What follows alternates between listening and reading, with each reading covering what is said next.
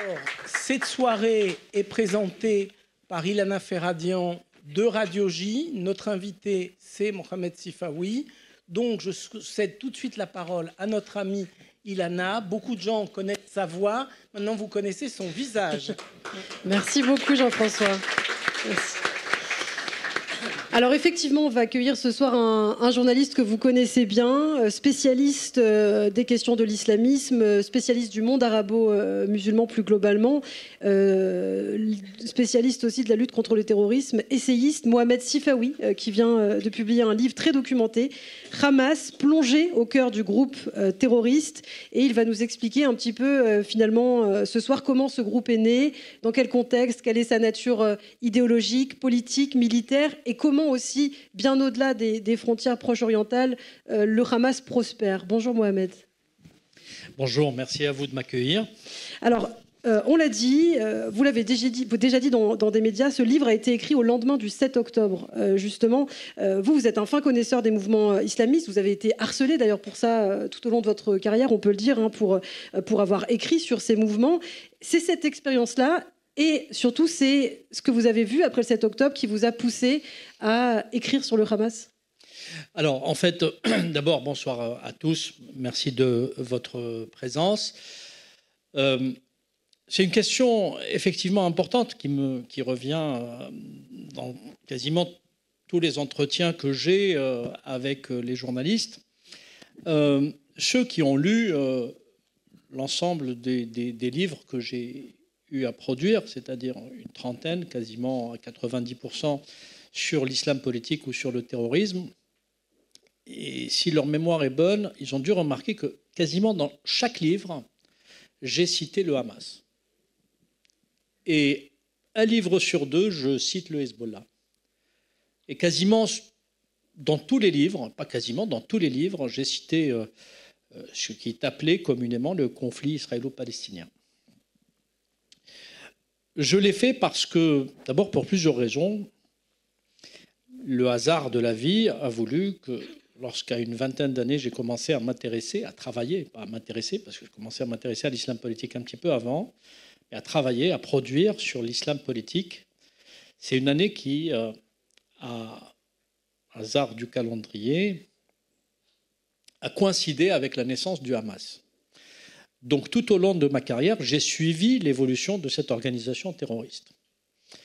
Il m'a été donné de rencontrer un certain nombre de ses militants et sympathisants au cours de mes différents voyages, en Égypte, bien sûr, en Jordanie, en Syrie, lorsqu'ils étaient encore là-bas, mais aussi dans les territoires palestiniens, à Gaza, où je m'y suis rendu. Et donc, j'avais évidemment une vision assez globale de cette organisation, de son évolution. Et à chaque fois, c'est un peu ma méthode de travail, à chaque fois que j'ai l'occasion, je récupère et je stocke de façon presque obsessionnelle la littérature de chaque organisation terroriste. C'est pour ça que je le dis en toute modestie, tous ceux qui me lisent savent que tous mes livres sont très documentés, et ils se veulent très documentés parce que justement, j'ai une base documentaire, une base d'archives assez, je peux le dire, l'une des plus riches qui puisse exister, y compris chez les chercheurs, puisque heureusement, grâce à la technologie, à la numérisation aujourd'hui, j'ai quasiment tout sur des disques durs, ce qui me permet de garder en mémoire, parce que la mienne ne peut pas supporter tout ça, ces histoires qui se construisent sur le temps lent. Malheureusement, nos observateurs, nos commentateurs, nos responsables politiques voient souvent les choses dans l'immédiateté, et davantage avec l'avènement des réseaux sociaux, on voit que les gens se font, je dirais, des convictions, des pseudo-convictions, souvent des postures, sur la base d'événements très ponctuels. Et souvent, malheureusement, y compris parfois des commentateurs censés être aguerris, regardent ces conflits comme on regarde parfois des matchs de football, c'est-à-dire avec un certain chauvinisme, soit on est d'un côté ou d'un autre. Et j'ai adopté pour ma part une autre méthode, c'est qu'effectivement, j'ai suivi leur évolution. Alors, j'ai voulu écrire par le passé sur le Hamas. Lorsque j'ai insisté, la réponse qui m'a été rétorquée, c'est tout simplement, et je peux le comprendre aujourd'hui avec le recul, c'est que ça risquait de ne pas intéresser le grand public, c'est-à-dire c'était un sujet de spécialistes, d'autant plus que depuis le début des années 2000, l'information relative à la menace terroriste de façon générale et à l'islam politique a été phagocytée par deux organisations que nous connaissons bien, d'abord Al-Qaïda, ensuite Daesh, et évidemment, il n'y avait pas le temps de, disons pour certains en tout cas, de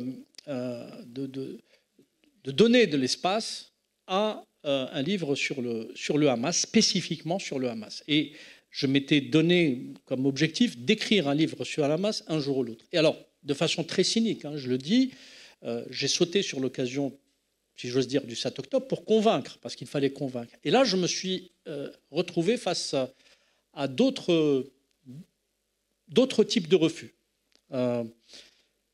Évidemment, une catégorie d'éditeurs a tout simplement peur de traiter le Proche-Orient, pour dire les choses clairement. D'autres, par idéologie, considèrent que, évidemment, Al-Qaïda est terroriste, que Daesh est évidemment terroriste, mais que le Hamas, ça se discute. Naturellement, ce n'est pas mon point de vue. Et heureusement que j'ai trouvé un éditeur qui a accepté de me suivre et de me faire confiance. Et pour dire la chose comme elle s'est passée, parce que je ne vais pas vous raconter d'histoire, j'ai commencé à écrire véritablement le 8 octobre, c'est-à-dire le lendemain, après ce moment de sidération qui nous a tous frappés. Et dès le 8 octobre, j'ai commencé à écrire avant même d'avoir un éditeur. Et quelques mois plus tard, après plusieurs discussions avec plusieurs éditeurs, j'ai réussi en vérité, je n'ai pas eu à beaucoup argumenter, parce que l'éditeur en question, les éditions du Rocher, était totalement ouvert à un tel projet. Et c'est la raison pour laquelle finalement j'ai pu le publier. J'ai pris le temps qu'il fallait. J'ai rendu mon manuscrit au mois de juin. Donc je l'ai écrit entre octobre et juin. Et ce qui m'a facilité les choses, c'est que j'avais déjà une documentation assez riche, comme je vous le disais, avec des éléments concrets, ce qui m'a permis de construire le livre comme il a été construit.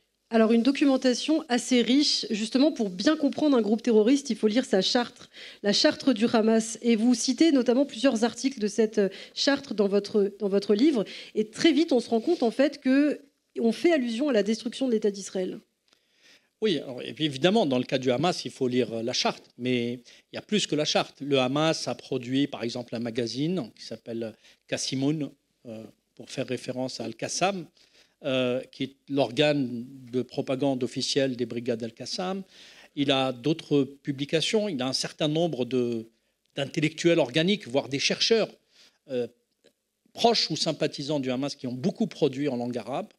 Il y a une production aussi assez importante en anglais par des Palestiniens. Et ce qui est intéressant, c'est que lorsque je travaille sur les mouvements islamistes, je commence toujours par évidemment décortiquer et analyser ce qu'ils racontent d'eux-mêmes. Parce qu'en réalité, et je ne vais rien vous apprendre, probablement, les mouvements totalitaires ont ceci d'extraordinaire, c'est qu'ils disent tous ce qu'ils comptent faire. Ils n'ont aucun complexe par rapport à leur projet. Et aujourd'hui, il y a une mode, d'ailleurs, qui est extraordinaire en Europe, et particulièrement en France, dans certaines chapelles, c'est que ce sont des chapelles qui contredisent, y compris les organisations terroristes, sur ce qu'elles disent. Exemple, on a une littérature très précise qui dit qu'il n'y a aucun distinguo à faire entre la branche politique et la branche militaire du Hamas, ou entre la branche politique et la branche militaire du Hezbollah. Mais vous avez des gens plus intelligents que les organisations terroristes en question qui vous disent non. Il y a une différence entre vos branches politiques et vos branches militaires. Ça, c'est un truc extraordinaire que j'observe depuis plusieurs années. Quand j'ai commencé à travailler sur le terrorisme islamiste, comme beaucoup le savent, c'était en Algérie. Et je me rappelle déjà que je constatais à l'époque que lorsqu'il y avait des communiqués du GIA, les groupes islamiques armés en Algérie, qui disaient, bon voilà, aujourd'hui nous avons attaqué un village, nous avons découpé en morceaux les hommes et nous avons emmené les femmes pour les violer, il y avait en France déjà des gens qui disent, non, c'est pas eux.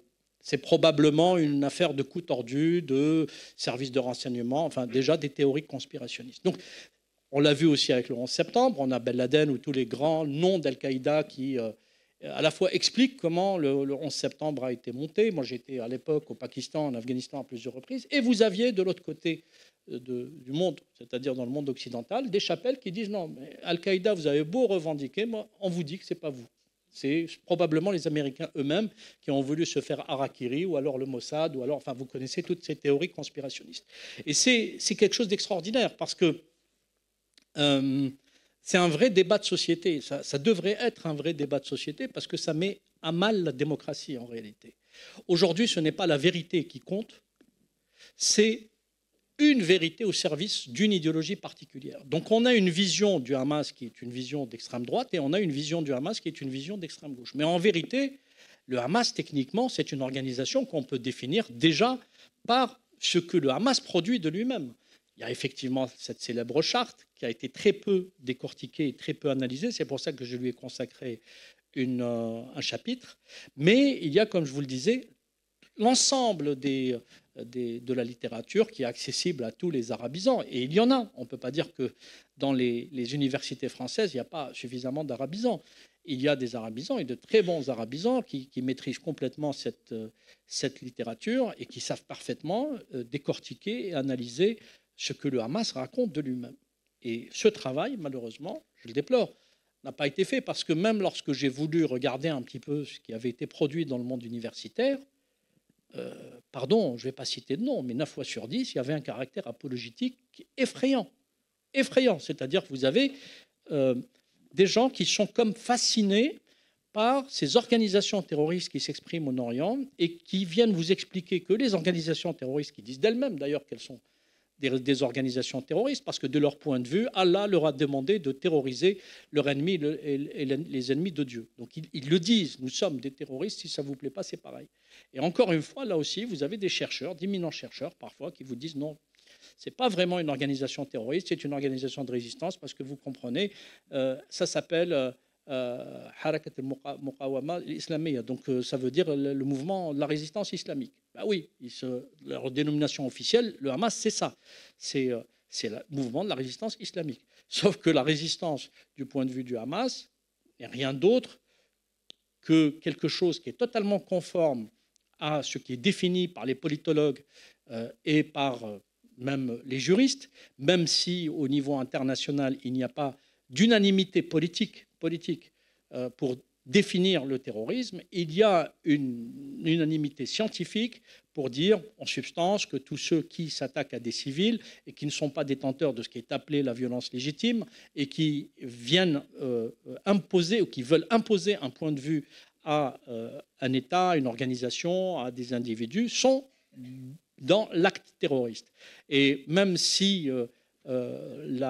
il n'y a pas une unanimité politique, comme je vous le disais, au sein des Nations Unies. Il y a par exemple des conventions internationales, je peux citer notamment la Convention internationale de lutte contre le financement du terrorisme, qui a été validée par l'ONU, et je vous invite à aller chercher sur Internet et à lire la définition qui est donnée. Proposez-la à Jean-Luc Mélenchon ou à n'importe quel membre de la France insoumise, et demandez-leur de vous expliquer en quoi les actions qui sont définies dans la Convention internationale de lutte contre le financement du terrorisme de 1999 est contraire ou contradictoire avec les pratiques du Hamas ou du Hezbollah. Alors on va justement voir un petit peu plus tard le poids de cette idéologie, comment justement elle gagne aussi des populations étrangères au Proche-Orient. Mais c'est vrai que pour revenir sur le Hamas, on parlait de la charte du Hamas, l'idéologie du Hamas, c'est important aussi de la comprendre et vous y consacrez un grand chapitre, le contexte idéologique un petit peu. C'est intéressant parce que vous citez une citation de cette charte d'Hassan el-Banna, le fondateur des Frères musulmans. Israël existe et continuera à exister jusqu'à ce que l'islam l'abroge comme il a abrogé ce qui l'a précédé. Alors, les Frères musulmans, c'est vraiment à l'origine du Hamas. D'abord, pour raconter le Hamas, il fallait que je raconte ses différentes composantes.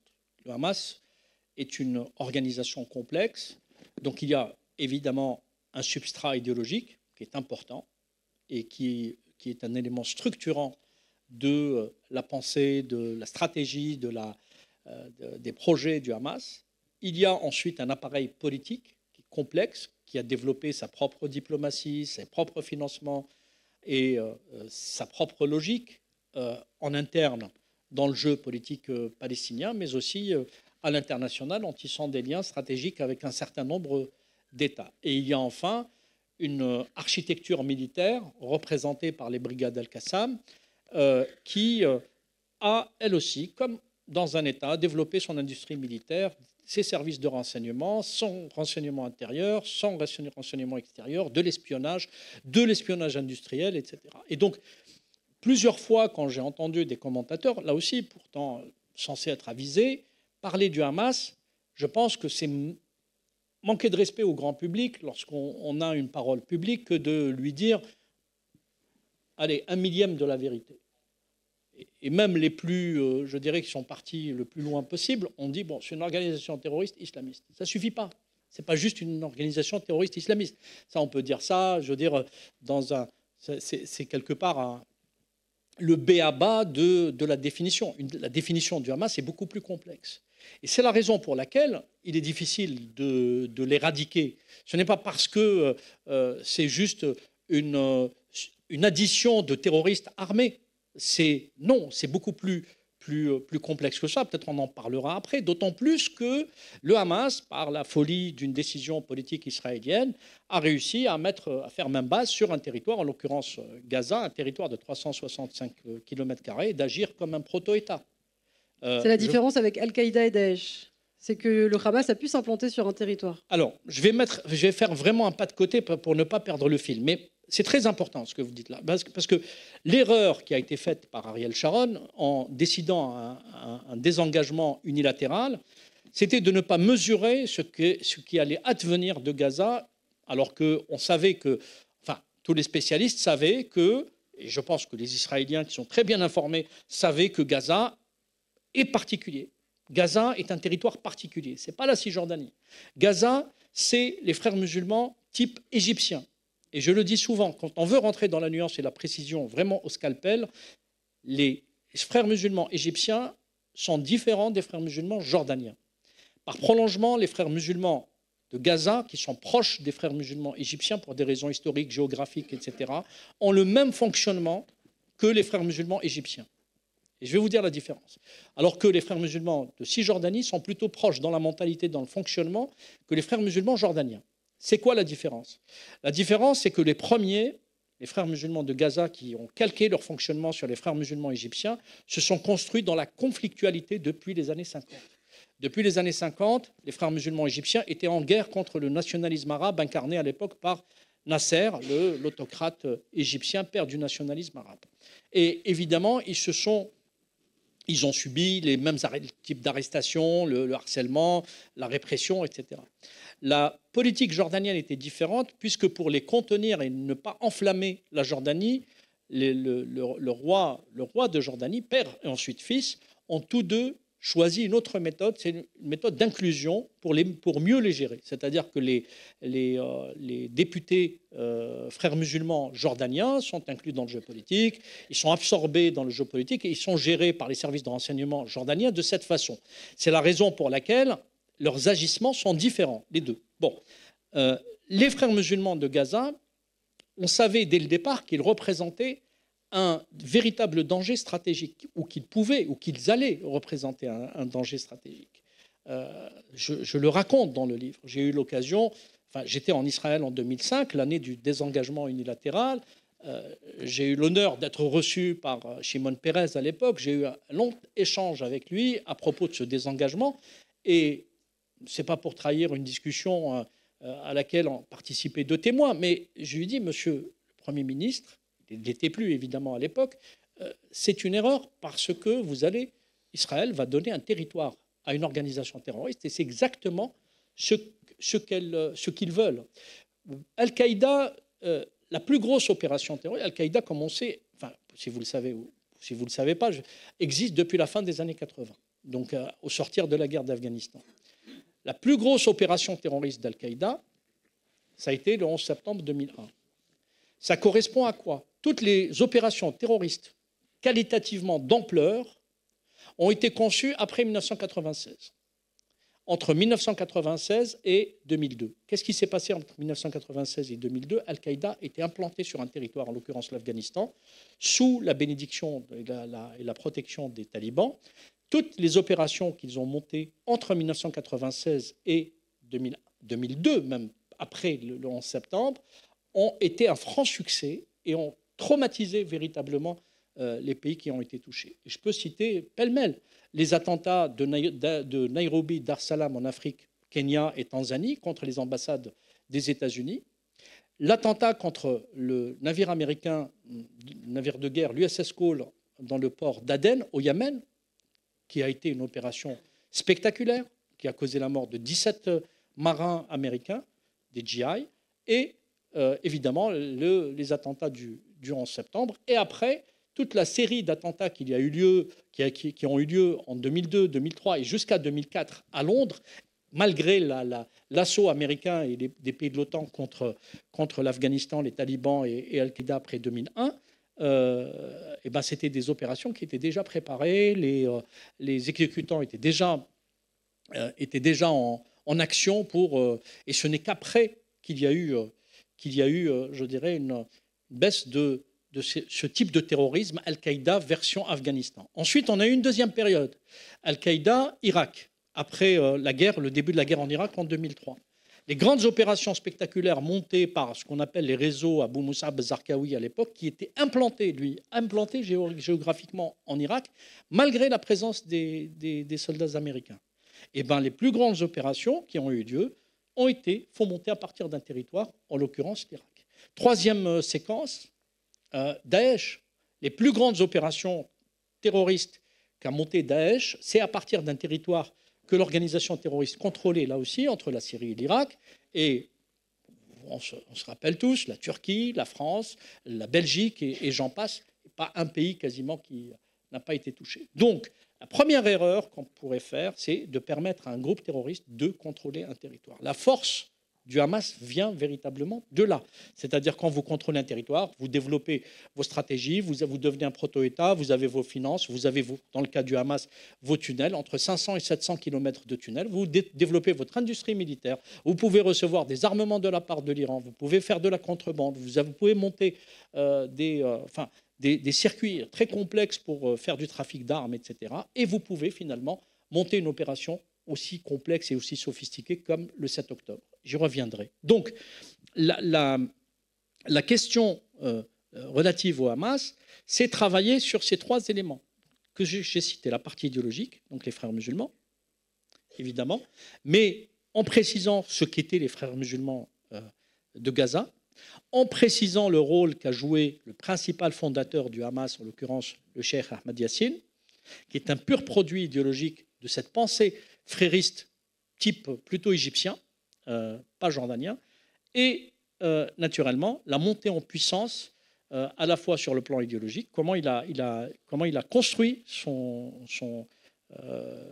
architecture idéologique. Ensuite, la naissance officielle du Hamas qui vient 20 ans plus tard, parce que le cheikh Yassine commence à œuvrer véritablement à partir de 1967. 1967, au lendemain de la guerre des 6 jours, les islamistes vont sauter sur l'occasion, dire à tout le monde que voilà, le nasserisme et le nationalisme arabe a connu ses limites et son humiliation à travers la guerre des 6 jours. Et à partir de la guerre des 6 jours, quasiment quelques semaines plus tard, le cheikh Ahmad Yassine va faire un acte symbolique, idéologique extrêmement important. Il va prendre des écrits d'un grand idéologue égyptien des frères musulmans, Saïd Qutb, le père du djihadisme contemporain, c'est ainsi qu'il est considéré, qui avait été arrêté en 1965, jugé, exécuté en 1966 par le régime de Nasser. Et il a pris, Ahmad Yassine prend les travaux, enfin un texte qui prône le djihad de ce Saïd Qutb, il le fait photographier en milliers d'exemplaires, il fait financer ça, et il le distribue auprès de la jeunesse de Gaza. Ça a été véritablement son acte fondateur qui va l'amener progressivement à construire une véritable architecture idéologique. De 1967 à 1987, il va quasiment faire que ça, avec l'action sociale, pour mettre tout Gaza dans sa poche et faire en sorte à ce que, pas une famille, parce que Gaza, c'est aussi une composition sociale, sociologique assez assez complexe. Les différentes régions de Gaza étaient sous l'autorité, ils le sont encore, sous l'autorité de grandes familles, quasiment, je dirais, organisées sous forme quasi tribale. Et ces grandes familles avaient chacune un conseil de famille qui jouait un rôle extrêmement important, et il a fait un travail de proximité auprès de chaque famille, à la fois à Rafah, évidemment à Gaza City et dans les différents quartiers de Gaza City, et naturellement tous les camps de réfugiés qui avaient été implantés à Gaza après 1948. Il a commencé à recruter. Et en deuxième étape, à partir de 87, première intifada, naît officiellement le Hamas à travers un communiqué. Mais en réalité, le Hamas, quand il naît sous la dénomination Hamas, ce groupement existait 20 ans avant sa naissance officielle sous la dénomination mouvement islamique. Mouvement islamique. Et donc, le mouvement islamique était articulé autour d'un centre qui avait été construit par Ahmad Yassine, qui s'appelle le Mujamma. Le Mujamma, c'est le centre, tout simplement. Et ce centre était une sorte de tour de contrôle de tout ce qui se passait à Gaza. Et progressivement, il a commencé aussi à créer des ponts avec la Cisjordanie. Ça n'a pas pris comme il l'aurait espéré, pour les raisons que j'ai évoquées. Parce que les frères musulmans jordaniens étaient plutôt dans une démarche différente, plus politique. Et c'est la raison pour laquelle le Hamas n'a jamais véritablement pris en Cisjordanie, même s'il est présent. Et donc, Gaza, mise en coupe réglée, à partir de 1987, il passe à une autre étape, c'est la construction de l'architecture politique pour faire en sorte à éliminer le rôle du Fatah, de Yasser Arafat. D'ailleurs, très vite, quand le Hamas naît, l'une des premières décisions politiques d'Ahmad Yassine, c'était de refuser catégoriquement d'incorporer l'OLP. Parce que l'OLP était un groupement d'organisations de toutes qui normalement fédérait l'ensemble des organisations armées qui représentaient ce qui est appelé la cause palestinienne. Et eux ont dit non, ça ne nous intéresse pas. Et alors pourquoi ça ne les intéresse pas? Et ça, c'est quelque chose de très intéressant. Pourquoi ça ne les a pas intéressés? Parce que tout simplement, ils ne voulaient pas d'un projet laïque. Ils ne voulaient pas d'un projet qui commence à dire oui, on va peut-être revenir aux frontières de 67. Ils ne voulaient pas entendre parler de pourparlers ou de négociations avec Israël, d'autant plus que quelques années auparavant, il y a eu évidemment les accords de Camp David avec Sadat, qui lui a coûté la vie en 1981, et par conséquent, le mouvement islamiste avait le vent en poupe. C'est la raison pour laquelle ils écriront dans leur charte que les conférences internationales, les réunions, les négociations, tout ça, c'est de la supercherie, on ne les reconnaît pas. Parce que, dès le départ, effectivement, le Hamas a une ligne claire, c'est ne pas reconnaître Israël, c'est de reconquérir la Palestine historique, comme il l'appelle, et 3, c'est ériger une théocratie. On l'oublie souvent. Ce que veut le Hamas, c'est construire un État islamiste.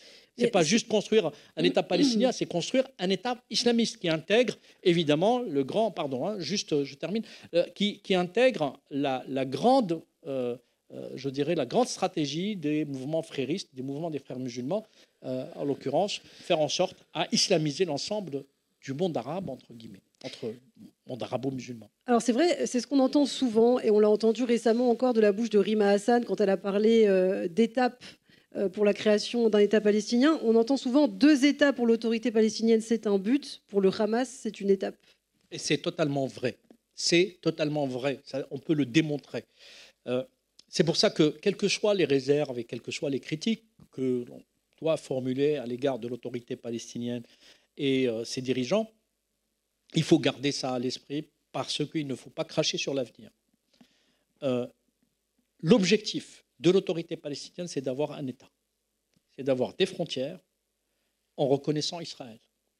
Après, la négociation, c'est autour de quelles frontières, où ça se commence, où ça s'arrête pour les uns ou pour les autres. Ça, ils sont totalement à la fois convaincus que l'histoire, de toute façon, même si dans leur histoire, eux-mêmes ne reconnaissaient pas Israël, il y a un pragmatisme qui s'est installé avec le temps, et ils ont compris que de toute manière, cet État allait être leur voisin, quoi qu'il arrive. La position du Hamas est radicalement différente. C'est pour ça qu'ils leur font la guerre et ils les considèrent comme des traîtres.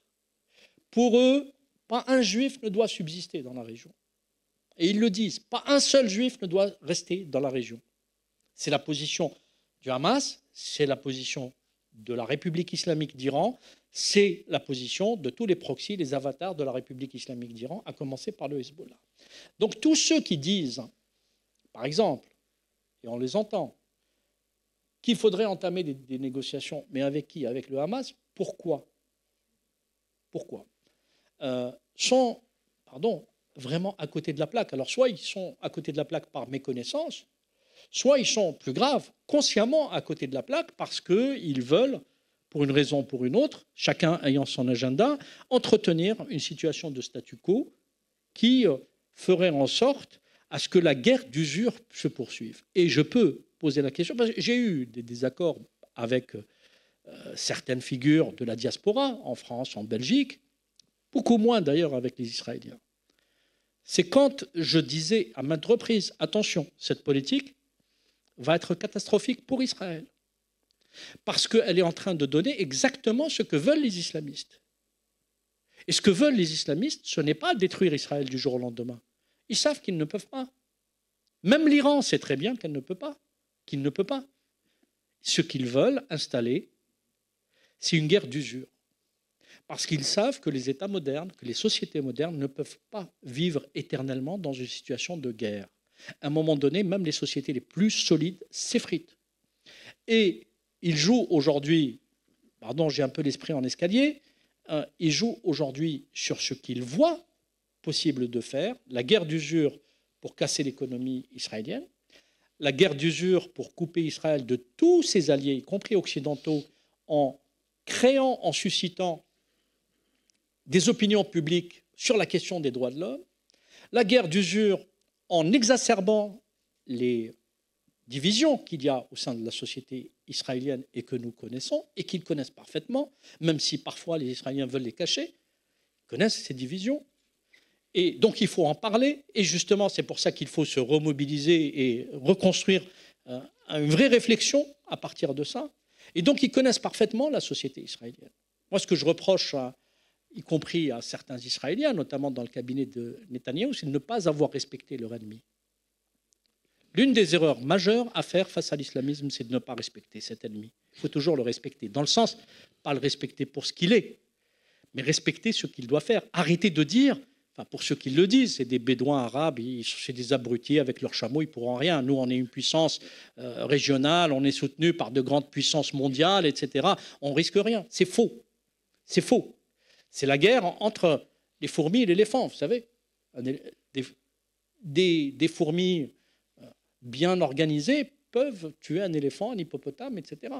Et ça, l'histoire et la morale le dit. Il ne faut pas être trop sûr de ses capacités et de ses possibilités. Mais je le dis en toute, avec toute la lucidité, parce que, d'ailleurs, l'autre, si je puis me permettre, l'autre conseil que je donne, c'est qu'il faut arrêter vraiment de penser ce conflit, de penser cette situation avec ses tripes. Il faut arrêter. Il faut arrêter de penser avec la passion. D'aimer, on n'aime pas, il ne m'aime pas, il ne nous aime pas. Ce n'est pas le sujet. On est sur une question géopolitique majeure qui concerne toute la région et qui aujourd'hui interpelle le devenir de nations. La première des nations, c'est Israël, évidemment.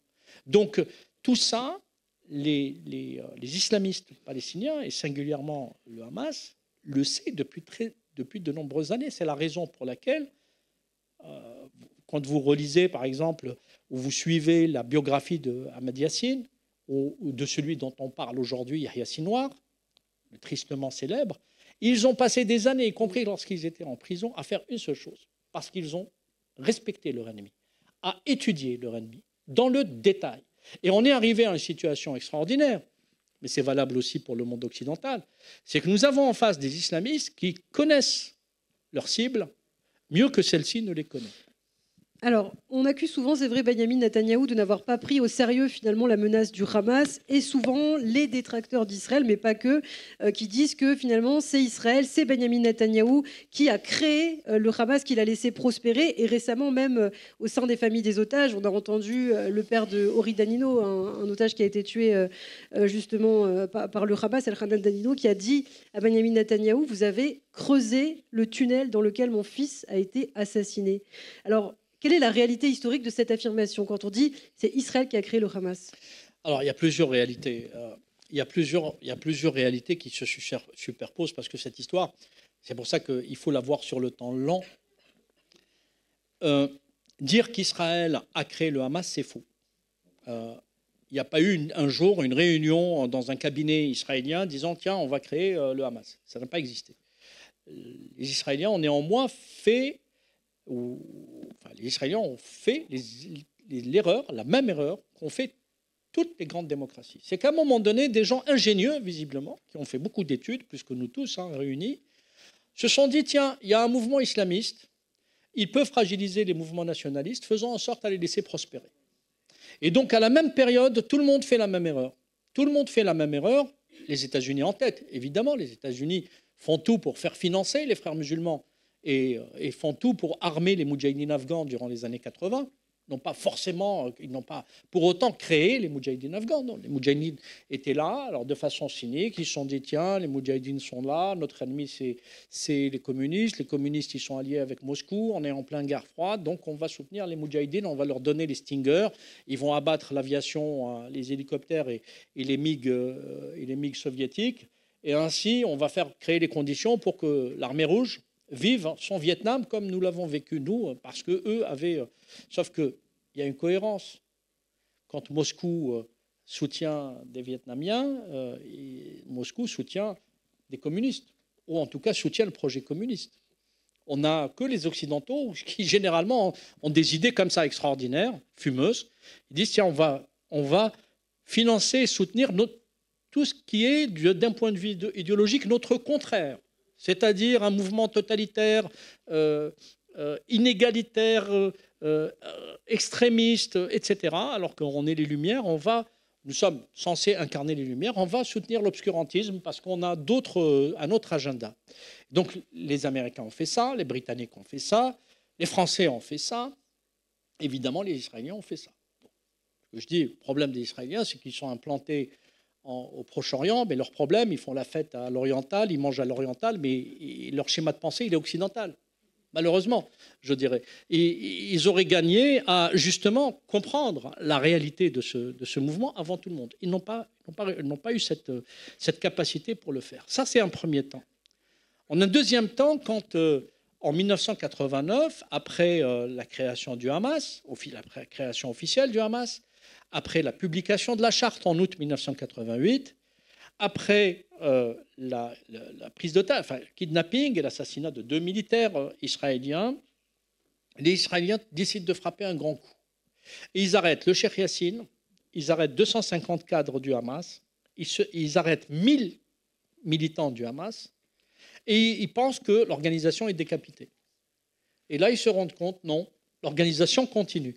Pourquoi ? C'est les 20 ans qui ont précédé, qui ont permis de créer les bases, à la fois sur le plan sociologique, sur le plan financier, sur tous les plans, qui ont permis, évidemment, au Hamas de perdurer, y compris après avoir été littéralement décapité, parce qu'un mouvement qui est né 18 mois auparavant, si vous arrêtez 1200 personnes, le mouvement s'arrête. Si vous arrêtez 1200 membres de la France Insoumise et Jean-Luc Mélenchon, je ne pense pas qu'on entendra parler dès le lendemain.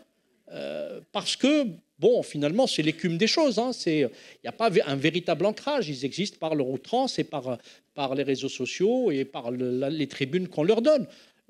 L'ancrage, il peut être extirpé beaucoup plus facilement que celui d'un groupement islamiste comme celui du Cheikh Yassine. Mais après, il y a eu, je dirais, une autre étape. C'est qu'après Oslo, et beaucoup d'entre vous le savent, il y a un courant anti-accord d'Oslo qui a rêvé de la mort il a souhaité la mort de Rabin, qui a crié mort à Rabin. Et ce mouvement-là, qui ne veut pas entendre parler d'un État palestinien, dans ce mouvement-là, il y a Benjamin Netanyahou. Et Benjamin Netanyahou est tenu responsable parce qu'il a gouverné 16 ans durant les 30 dernières années.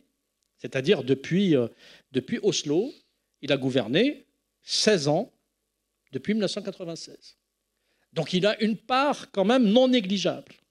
Et lorsque, à plusieurs reprises, et j'assume totalement ces polémiques que j'avais eues, je dis attention, je comprends parfaitement le jeu qui est en train de se jouer. C'est un jeu qui est totalement absurde, qui est contre-productif, et je l'ai dit, y compris à des Juifs en France, et je l'ai dit à des Israéliens, ou en France ou en Israël. Ce jeu, vous allez le payer un jour ou l'autre. Je ne le souhaite pas pour vous, mais franchement, vous allez le payer parce que c'est une erreur stratégique majeure. C'est comme si vous disiez, pour faire peur à mon voisin avec lequel je ne m'entends pas, j'ai une villa avec un beau jardin et je vais élever des hyènes. Tiens, je vais faire l'élevage de hyènes. Comme ça, mon voisin ne rentrera jamais. Et bien, vous savez ce qui va se passer? Un jour, les hyènes vont se retourner contre vos enfants. Donc, il ne faut pas élever des hyènes. Parce qu'il y a des animaux sauvages qu'on n'élève pas, qui ne sont pas domestiques. Pareil, il y a des organisations totalitaires, on croit les manipuler. Et d'ailleurs, c'est là où il faut avoir un peu d'humilité. Dans le monde arabe, il n'y a pas un dictateur qui n'a pas voulu manipuler les islamistes. Tous les dictateurs qui ont manipulé l'islamisme ont fini par subir l'islamisme. Et j'en sais quelque chose. Les Algériens ont été les premiers à manipuler l'islamisme. Ils l'ont vécu, ils l'ont subi, 10 ans de guerre civile. Et je sais ce que ça en a coûté, 250 000 morts. Bachar al-Assad a manipulé les islamistes. On sait ce qu'il est advenu de la Syrie. Si, sans l'apport des Iraniens, des mollahs iraniens et de Moscou, la Syrie aurait été rayée de la carte aujourd'hui. Le régime tunisien a manipulé. Ben Ali lui-même, à la fin de son mandat, à la fin de sa présidence, son autocratie, avait manipulé l'islamiste. Et bien, lorsqu'il est tombé, après un petit vent de liberté qui a duré quelques mois, les islamistes sont revenus très vite. Et un pays où on voyait quasiment pas d'attentats a subi de nombreux attentats en un espace très court. Donc, jamais jouer avec ça. Et Netanyahou, malheureusement, avec une petite clique, a décidé de jouer avec ça. Et c'est ça sa responsabilité. Après la guerre, il devra, me semble-t-il, rendre des comptes à sa population. Mais je vais vous dire une chose qui va vous paraître peut-être incohérent avec ce que je viens de dire. Malgré toutes les critiques que je formule depuis plusieurs années à l'endroit de Benjamin Netanyahou, je pense qu'aujourd'hui, il faut soutenir ses objectifs de guerre. Parce que le distinguo que je veux faire absolument, c'est ne pas rentrer dans la subjectivité comme beaucoup d'Israéliens. J'ai beaucoup de copains qui disent « j'en supporte plus, il faut machin, il faut qu'il... » Non. Et je leur dis « je suis désolé, aujourd'hui c'est moi qui ne suis pas d'accord avec vous. » Ce n'est pas le moment. Parce que la guerre doit se poursuivre, à mon sens, et elle doit aller jusqu'au bout. Le bout, c'est quoi? C'est l'élimination de la capacité militaire et politique du Hamas et l'élimination de la capacité militaire du Hezbollah. Sans ça, c'est l'État d'Israël qui est mis en danger. Et franchement, ce n'est pas pour faire dans l'alarmisme, mais il y a une réalité. C'est que les conditions, plus que jamais auparavant, les conditions sont réunies pour véritablement mettre en doute la pérennité de cet État. Alors Benjamin Netanyahou a promis de détruire le Hamas dès le 7 octobre notamment. Maintenant, on parle de démantèlement du Hamas dans le leadership israélien. Le vocabulaire a changé. Est-ce que c'est vraiment possible à la fois de détruire le Hamas et en même temps de libérer les otages, sachant que pour libérer les otages, il faudra négocier forcément avec le Hamas? Le but du Hamas dès le départ, c'est de prendre un maximum d'otages pour avoir, comme on le dit dans une célèbre émission télévisée, un totem d'immunité. Parce que, justement, ils connaissent parfaitement la sensibilité de la société israélienne par rapport à cette question. Mais davantage encore, Yahya Sinwar, qui lui-même avait été libéré dans le cadre d'un échange d'un otage, Gilad Shalit, un seul, contre 1027 terroristes. Il a été libéré alors qu'il était condamné à 426 ans de prison. Il sait pertinemment les raisons pour lesquelles il a demandé, à ses adeptes, à ses terroristes, de prendre un maximum d'otages. Le jour où ils ont cette possibilité, il y en a, on le sait aujourd'hui, qui ont fait des allers-retours avec des pick-up pour aller en chercher encore davantage. Il y en a qui ont fait monter 3, 4 sur une moto pour en prendre. Il y en a qui ont pris des otages sur leur épaule. Ils couraient avec comme des sacs de pommes de terre. Donc, ils l'ont fait parce que les otages ont une valeur marchande, et les otages ont une valeur politique, et les otages ont une valeur sécuritaire. C'est un véritable bouclier. Et là où ils ont été pris de court, c'est qu'ils ne s'attendaient pas à la réaction israélienne.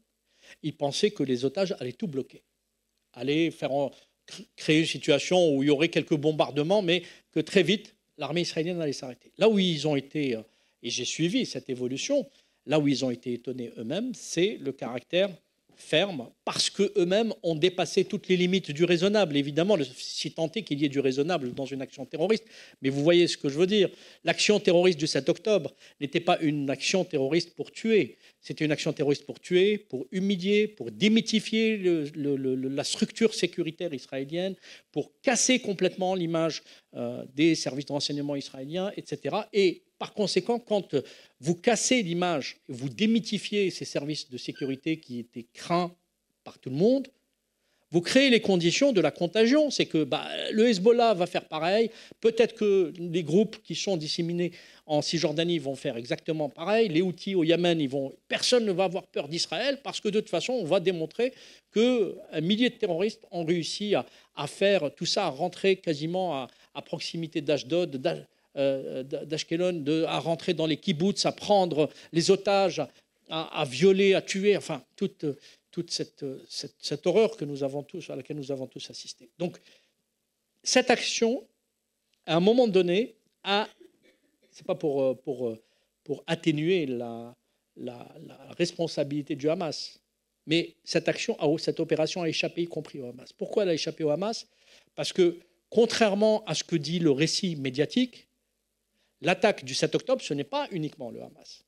C'est 12 organisations terroristes, coordonnées par le Hamas dans ce que le Hamas a créé, qui s'appelle la Chambre des opérations coordonnées. Et la Chambre des opérations coordonnées, en 1, il y a le Hamas, en 2, il y a le djihad islamique, en 3, il y a les martyrs d'Al-Aqsa, et en 4, il y a la FPLP, en 5, il y a le FDLP, et après, il y a 7 autres organisations terroristes, quasiment toutes dissidentes du Fatah, et qui se sont laissées absorber par le Hamas. Donc il y a 12 organisations terroristes, que je cite dans le livre, qui ont participé dans le cadre de cette opération conjointe, une opération à la fois conjointe et coordonnée par le Hamas au sein de la Chambre des opérations de Gaza.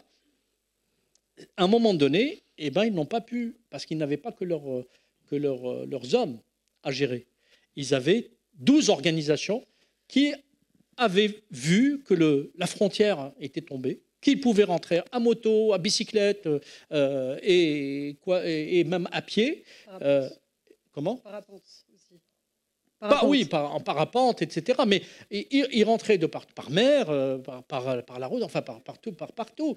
Et donc, ça débordait. D'ailleurs, le nom, on ne l'a pas beaucoup médité, le déluge. Le déluge a évidemment un côté mystique, un côté mythique. Le déluge, c'est un côté religieux. Par le déluge, on efface tout, on reprend. Mais avec un déluge, ça rentre de partout. Donc le nom de l'opération lui-même était pensé parce qu'ils avaient une volonté de véritablement tout emmener sur leur passage. Sauf qu'ils ont été étonnés parce que la résistance, entre guillemets, des soldats israéliens n'était pas à ce qu'ils s'attendaient. Ça rentrait comme dans du beurre, pour utiliser un terme courant. Et par conséquent, à un moment donné, il y a eu une vraie débandade. Et quand on regarde, évidemment, les hommes du Hamas et du djihad islamique sont les plus disciplinés, parce que ce sont des organisations terroristes mais paramilitaires, alors que les autres, et parfois c'est des groupuscules de quartier, qui ont des kalachnikovs et qui ont des armes, des roquettes, etc., bah, ceux-là que vous voyez en survêtement et qui rentraient quasiment en sortant du lit sur le territoire israélien, tiens, je vais aller chercher mon otage, moi aussi. Et c'est là, en fait, tout a été attribué à juste titre au Hamas, parce que c'est le Hamas qui est l'architecte de l'opération. Mais comme l'opération a échappé au Hamas, finalement, ça a dépassé toutes les lignes du raisonnable. C'est-à-dire que tout ce que pouvaient accepter, même il y a des attaques que des États peuvent accepter et d'autres que les États ne peuvent pas accepter parce que, évidemment, l'opinion publique ne comprendrait pas qu'il n'y ait pas une riposte à la hauteur de l'attaque subie. Et c'est finalement ce qui a surpris le Hamas, et c'est la raison pour laquelle la question des otages, évidemment, reste importante. Mais aujourd'hui, j'essaye de me mettre à la place d'un stratège militaire, pardon de le dire ainsi, c'est la question des otages face à l'existence de l'État d'Israël devient forcément secondaire. Pardon. C'est terrible de le dire ainsi. Je veux dire, quand on est père ou quand on est mère et quand on a son fils ou quand on est épouse ou époux et quand on a sa femme ou son mari ou ses enfants en otage, c'est inadmissible d'entendre ça. Et ça, évidemment, personne ne peut le dire. Mais en vérité, aujourd'hui, il faut savoir ce qui est en train de se jouer. Il y a deux niveaux. Il y a la vie des otages et il y a la vie d'Israël. L'idéal, c'est que, évidemment, les otages, il y a un maximum qui soient sauvés. Il ne faut pas se faire d'illusions aujourd'hui. Il y en aura peut-être qui seront sauvés, mais malheureusement, beaucoup sont morts, en train de comptabiliser les cadavres à récupérer. Et deux, peut-être, il y en a qu'on retrouvera probablement jamais, malheureusement. Mais la deuxième question, c'est ce qu'il y a derrière. Et c'est la raison pour laquelle je dis, mais les Israéliens, il faut qu'ils sortent de l'émotion, même si c'est difficile, et qu'ils reviennent un petit peu à la réalité des enjeux qu'il y a derrière cette guerre. Derrière cette guerre, encore une fois, il y a une situation qui ne peut plus tenir, qui ne peut plus permettre au pays de continuer d'exister. C'est être entouré de proxys du régime iranien qui veulent, encore une fois, mener une guerre d'usure pour faire en sorte à ce que ce pays ne soit plus vivable, ou viable, plus précisément. Alors justement, il y a cette question des alliances qui est très intéressante, puisqu'il y a la place de l'Iran qui questionne. L'Iran, finalement, qui finance aussi le Hamas à hauteur de plusieurs centaines de millions de dollars avec le Qatar. Quel rôle joue l'Iran, justement, dans l'organisation, la structuration du Hamas ? L'Iran, depuis la fin de ce qui a été appelé le printemps arabe, a pris véritablement le lead sur le Hamas. Il y a eu, évidemment, plusieurs raisons qui font qu'après un moment de froid, les Iraniens étaient très en colère contre l'ancien chef du bureau politique du Hamas, Khaled Meshal, qui avait refusé de soutenir Bachar al-Assad au moment où il y a eu la révolte en Syrie, parce que dans sa petite tête, Khaled Meshal, chef alors du Hamas, pensait que les frères musulmans allaient remporter cette bataille et qu'ils allaient prendre le pouvoir et faire tomber Bachar al-Assad. On se rappelle que Bachar al-Assad était de perdre le pouvoir. Et évidemment, voyant qu'il ne voulait pas prendre position voyant que le Hamas, ou les dirigeants du Hamas ne voulaient pas prendre position en faveur de son régime, il a viré tout le monde. Et en virant tout le monde, ceux qui ont eu très vite l'intuition en disant bon, on les récupère parce qu'on aura besoin d'eux pour d'autres raisons, c'est les Qataris. La plupart des dirigeants du Hamas vont être reçus à Doha et vont élire domicile à Doha. Deuxième État, c'est la Turquie. La Turquie aussi a voulu, pour des raisons qui lui sont propres, récupérer un certain nombre de leaders. Mais ceux qui ont récupéré les leaders les plus influents, c'est évidemment les mollahs iraniens. Et les mollahs iraniens, à un moment donné, ils ont posé une condition. Ils ont dit on veut plus de Khaled Meshal parce que voilà, il a fait bourde sur bourde. Il faut changer le bureau politique. Et là, le bureau politique change. C'est Ismail Haniyeh qui prend la tête du bureau politique. Et à partir de là, progressivement, ils vont tisser des liens stratégiques avec le Hamas. Mais un événement inattendu va se passer, c'est la montée en puissance de Yahya Sinwar à l'intérieur de Gaza. Et évidemment, Yahya Sinwar, comme il était populaire, après des années passées dans les prisons israéliennes, il connaissait la société israélienne et c'était un homme charismatique. Il faut préciser, pour ceux qui l'ignorent, c'est que Yahya Sinwar a été l'un des cofondateurs, à la demande du Cheikh Yassine, du Majd. Le Majd, c'est le service de renseignement intérieur du Hamas.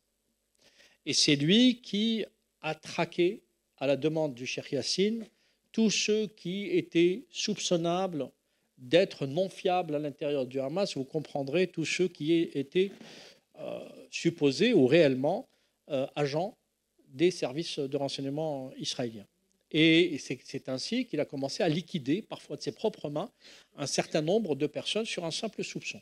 Donc, Yahya Sinwar était quelqu'un de très... Pardon ? Vous consacrez justement un chapitre à ces crises internes au sein du Hamas. Ça, c'est extrêmement important de le comprendre. Donc, c'est quelqu'un d'abord de craint, quelqu'un d'important, de respecter. Comme évidemment, il y a une hiérarchie. Ceux qui sont emprisonnés, qui ont été emprisonnés, qui ont croisé le fer, si j'ose dire, avec les Israéliens, ceux qui ont été les proches de Cheikh Yassine, etc. Tous ces gens-là jouissent d'une grande popularité à Gaza. Et Yahya Sinwar en fait partie. Donc très vite, il a grimpé les échelons. Et naturellement, les gardiens de la Révolution, les services de renseignement iraniens l'ont vu et ont commencé à tisser avec lui des liens. Ils l'ont emmené en Iran, ils l'ont invité en Iran. On sait plus documenté qui s'était rendu à Téhéran à plusieurs reprises.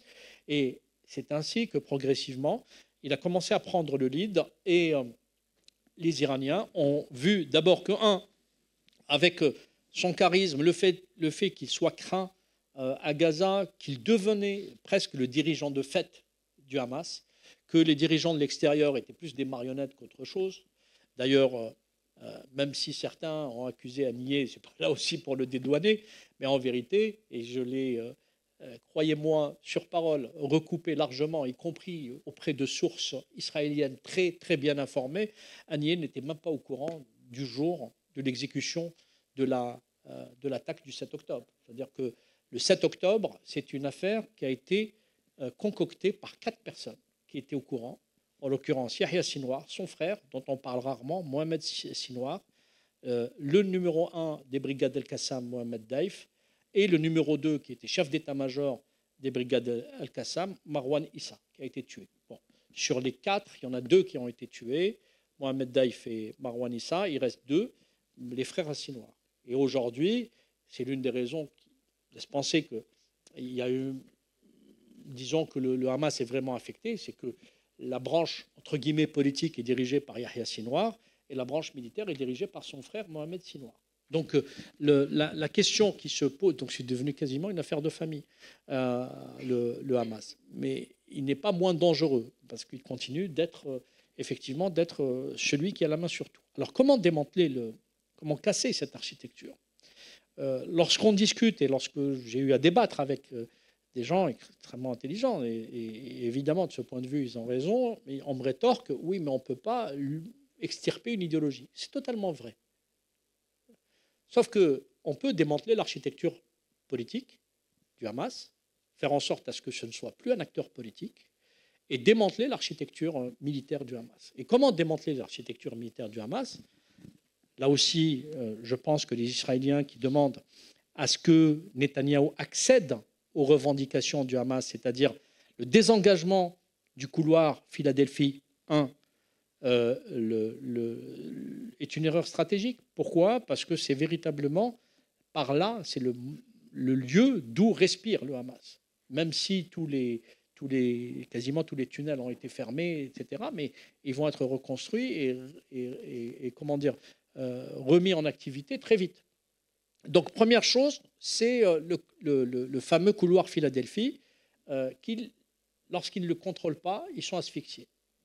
Deuxièmement, le démantèlement passe incontestablement par l'élimination physique d'un maximum de terroristes.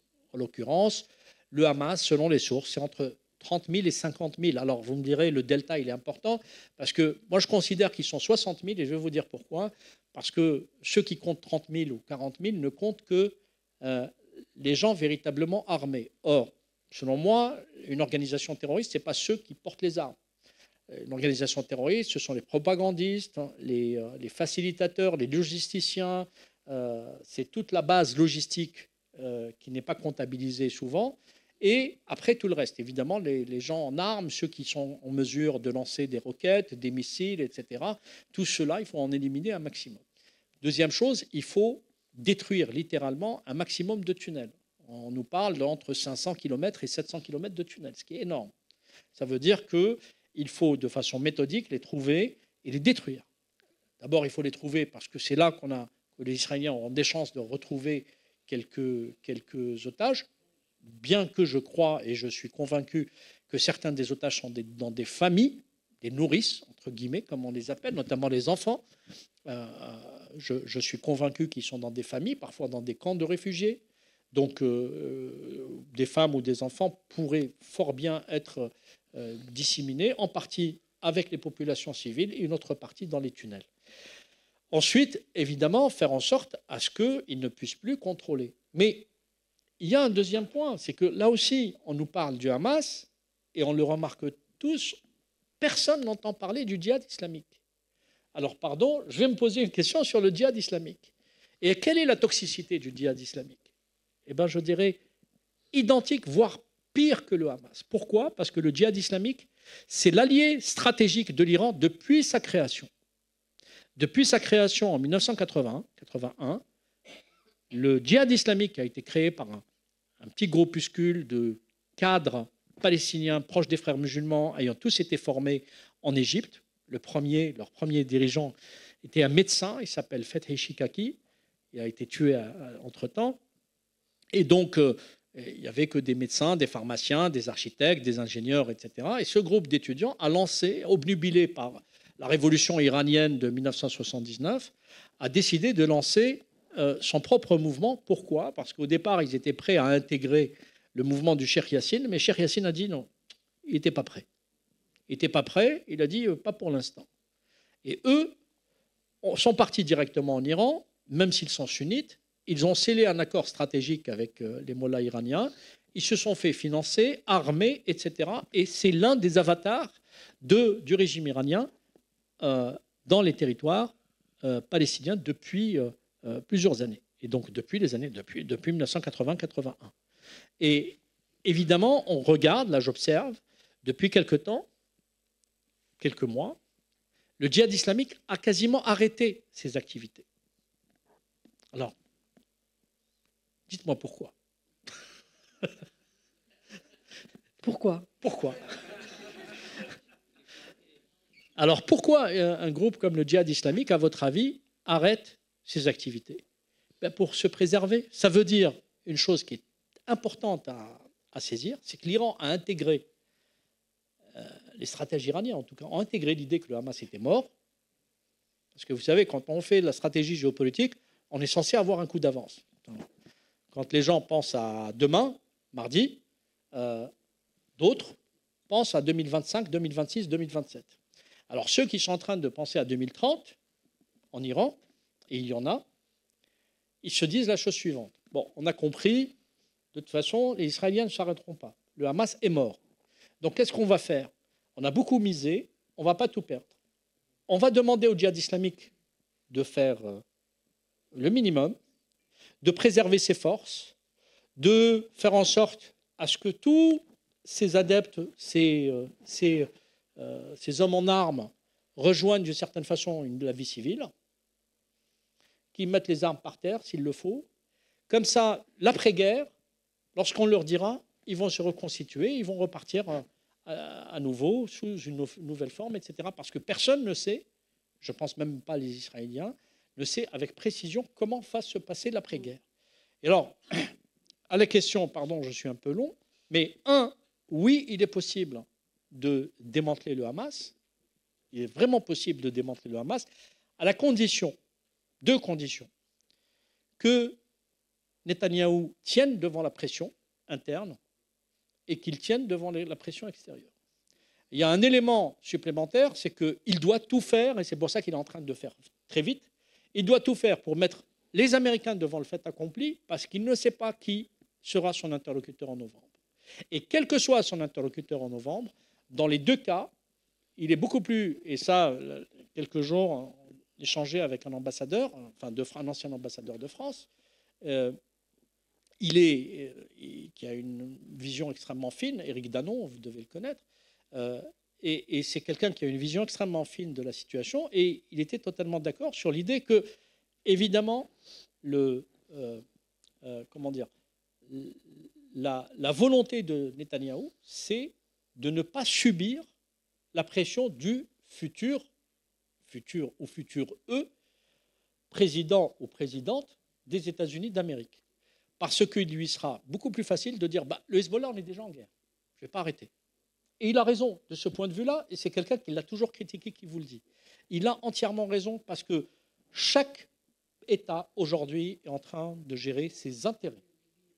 Et il a totalement raison de gérer, et de préserver ses intérêts, les intérêts pas personnels. Il gère ses intérêts personnels. Moi, je ne rentre pas là-dedans, mais probablement, comme tout homme politique cynique, il faut sortir d'un groupuscule d'enfants de cœur pour croire qu'un homme politique quelconque ne gère pas aussi ses intérêts. Donc, il gère aussi ses intérêts, probablement, mais ce n'est pas mon sujet. Mon sujet, c'est que est-ce qu'il a intérêt à taper à la fois le Hezbollah et l'Iran? Ma conviction est oui. Et il a raison. Et s'il veut faire en sorte à préserver son pays de l'effritement, c'est de résister avec beaucoup de pédagogie, c'est ce qu'il essaye de faire, avec beaucoup de pédagogie à la pression qui est exercée sur lui, à la fois en interne et en externe. Alors, il est possible de démanteler le Hamas, c'est ce que vous dites, Mohamed Sifawi, mais malheureusement, cette idéologie arrive à se diffuser un petit peu partout dans le monde, en Europe, aux États-Unis. Mais en fait, vous, ce que vous dites aussi, c'est que le Hamas, il faut le comprendre dans sa stratégie globale de diffusion du djihadisme. C'est-à-dire qu'au-delà de la destruction d'Israël, il y a la destruction ensuite des États-Unis, de la France, etc. Il y a les dynamiques islamistes. Israël est un sujet de mobilisation islamiste. C'est-à-dire, techniquement, c'est ainsi qu'on l'appelle. Il y a un certain nombre de thématiques qui sont des sujets de mobilisation islamistes. La laïcité est un sujet de mobilisation islamiste. C'est-à-dire que les islamistes ont besoin de points clivants autour desquels ils mobilisent, tout simplement. Donc, Israël est un grand point de mobilisation islamiste. Alors, qu'est-ce que ça veut dire? Lorsqu'on dit ça, ça ne veut pas dire que le Hamas va demain faire un attentat en Israël, non. C'est que le Hamas va créer ce qu'a créé, par exemple, la victoire des Moudjahidines sur l'armée rouge. Ce qu'a retenu l'imaginaire collectif, c'est pas que les Américains, les Français, les Anglais, tout le monde occidental a donné des Stinger, des Milan anti-chars, dans le cas de la France, aux Moudjahidines, à Hikmet-Yar, à Massoud et compagnie. Ce qu'a retenu l'histoire, et ce qu'on écrit dans les livres d'histoire, c'est que les Moudjahidines afghans ont battu l'armée rouge. Point. En 1979, on ne rentre pas dans les détails, le Shah, comment il est parti, il a été lâché par les Occidentaux, et que Khomeini était en France, etc. Non. On retient une chose, c'est qu'à un moment donné, l'armée iranienne s'est retournée contre le Shah.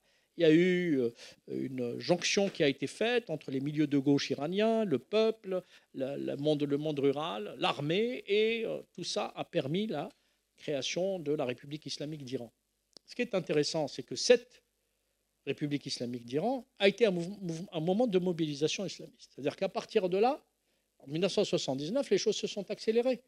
C'est aussi la République islamique d'Iran qui va donner l'idée que finalement, il n'y a pas de tigres, il n'y a que des tigres en carton. C'est ce que disent les islamistes. Et c'est ce qui va donner l'idée à la Jama'a Islamiyya en Égypte d'assassiner Sadat. Puisque le Shah est parti, le Shah était le plus grand allié de tout le monde occidental, y compris d'Israël.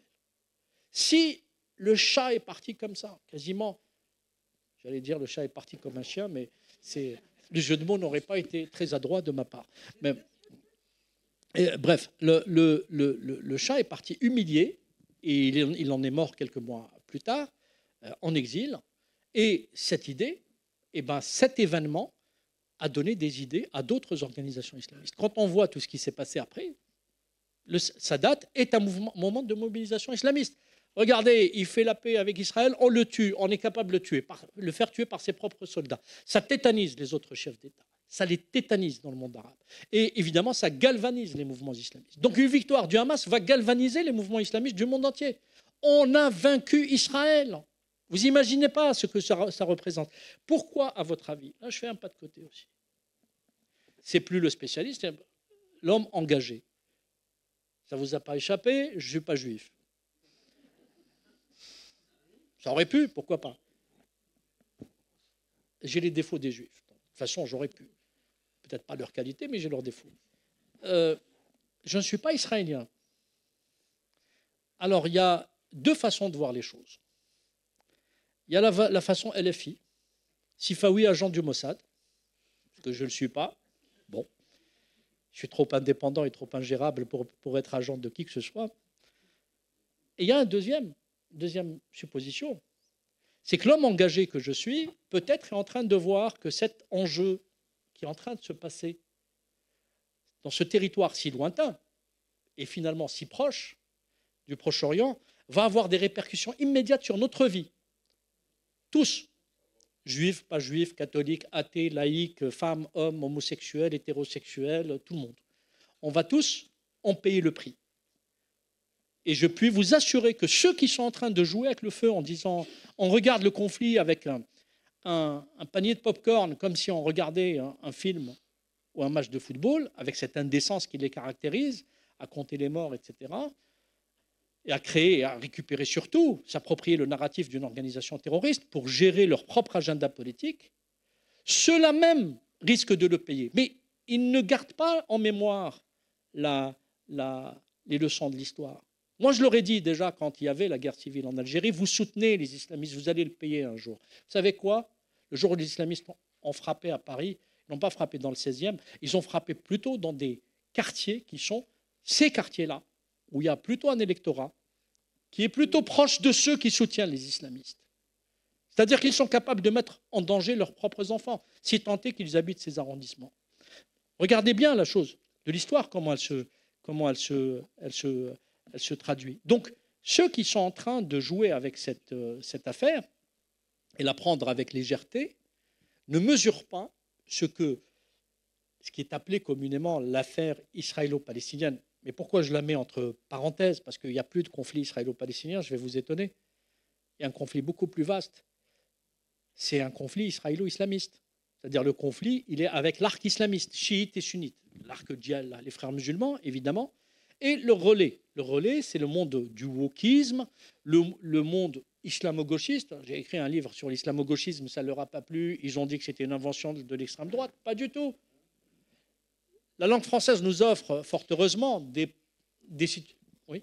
Non, justement, c'est intéressant parce que on voit, vous parlez du mouvement wokiste, etc. Et en fait, on voit que, par exemple, il y a des mouvements comme les Queers for Palestine qui émergent, des personnes qui sont pas du tout,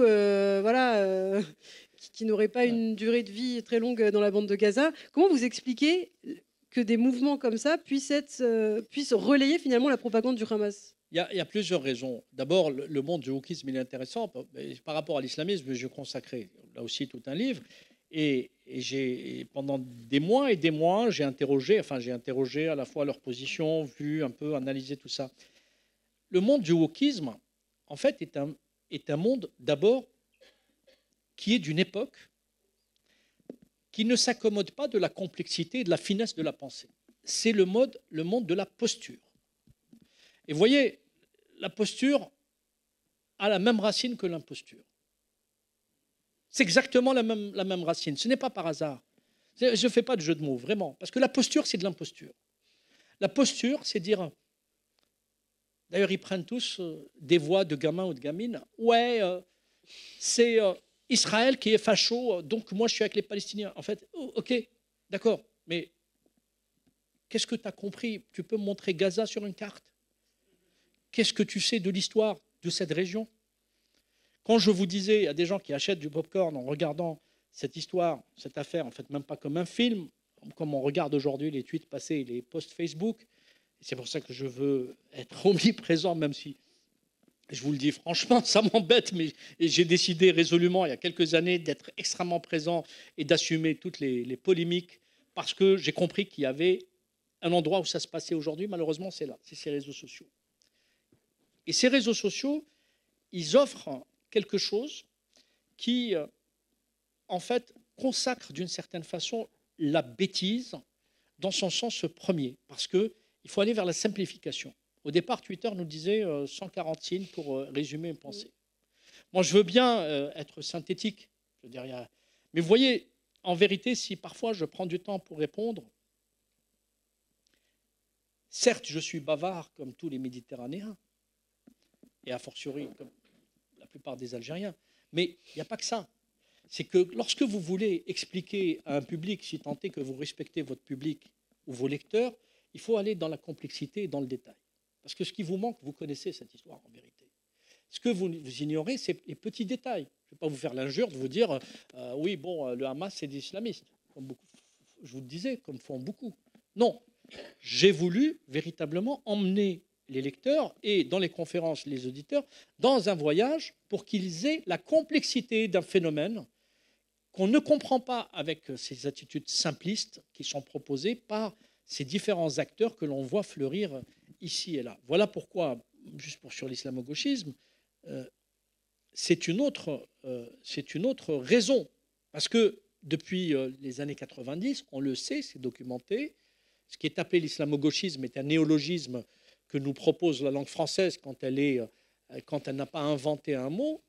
C'est un néologisme qui désigne rien d'autre qu'une alliance documentée entre des milieux islamistes, islamo, on aurait pu dire islamisto d'ailleurs, mais islamo, de toute façon c'est des gens qui se réclament de l'islam, et gauchistes, donc des liens qui existent, documentés, entre des milieux islamistes et des milieux gauchistes. Est-ce que ces liens existent ? Mais bien sûr qu'ils existent. Et d'ailleurs, des gens de gauche ont écrit, il y a quelques années, notamment une trentaine d'années, des textes pour expliquer les raisons pour lesquelles la gauche doit s'allier avec les islamistes pour faire tomber le grand capital, l'impérialisme, etc., etc. Donc tout ça, nous le savons. Et dans la rhétorique gauchiste, il y a quelque chose qui rejoint la rhétorique islamiste. C'est que autant les mollahs iraniens appellent les États-Unis le grand Satan et Israël le petit Satan, d'une certaine façon, dans la littérature gauchiste, Israël est le petit Satan impérialiste et capitaliste, implanté par Israël, je cite les mots qu'ils utilisent eux-mêmes, dans la région proche-orientale, justement pour la pervertir. C'est exactement ce que disent les islamistes. Donc islamistes et gauchistes se rejoignent sur une partie, sur l'analyse qu'ils font, eux, de la situation. C'est la raison pour laquelle ils sont si actifs et ils sont si, je dirais, zélés dans la défense d'une organisation terroriste comme le Hamas. Dans le cas de Mélenchon, je ne vais pas ouvrir la porte, mais en deux mots, c'est évidemment du cynisme pur, parce qu'il a compris une chose, c'est que ce monsieur ne cherche pas du tout le pouvoir, il cherche à fragmenter la société française.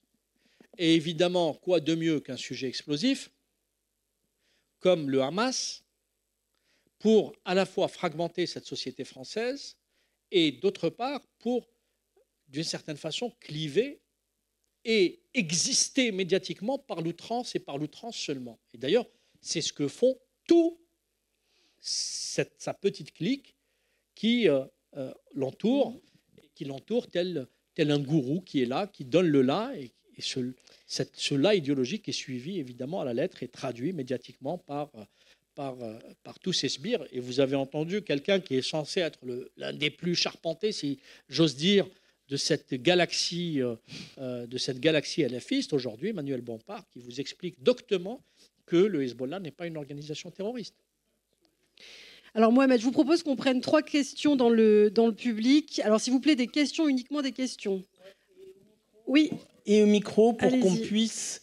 alors, on commence... Oui. Dans le fond, monsieur a levé la main. Ouais, ou le monsieur debout.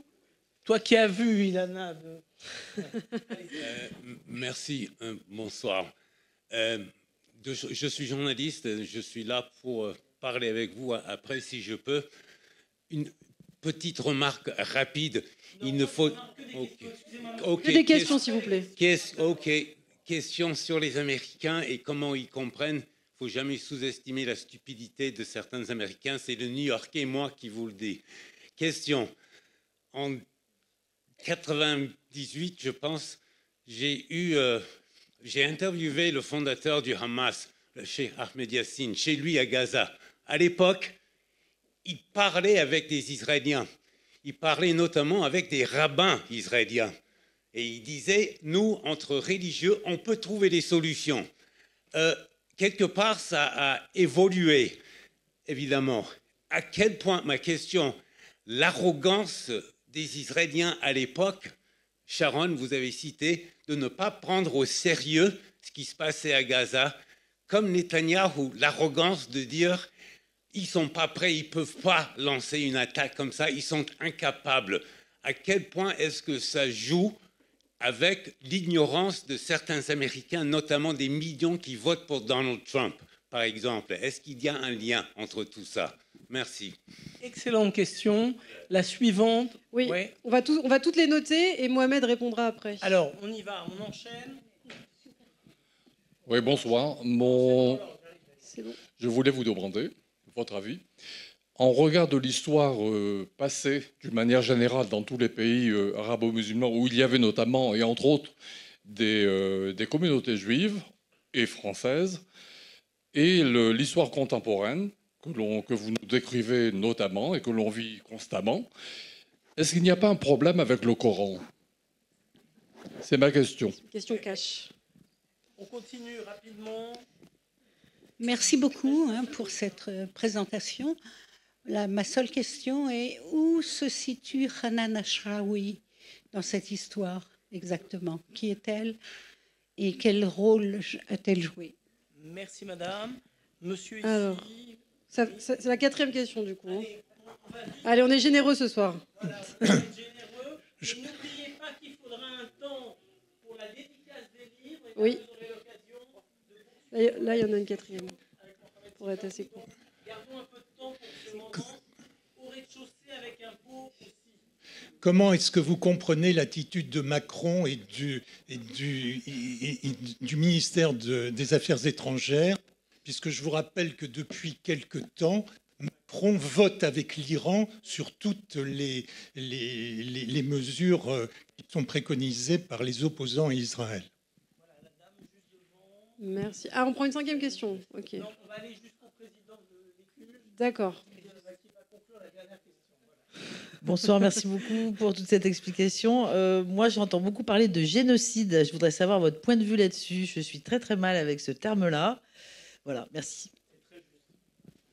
Alors, Yves, c'est toi qui conclus la dernière question. Je vais vous remercier comme toutes les autres personnes. J'ai regardé la conclusion de votre livre et vous terminez par « Faut-il en dire davantage après cela ?»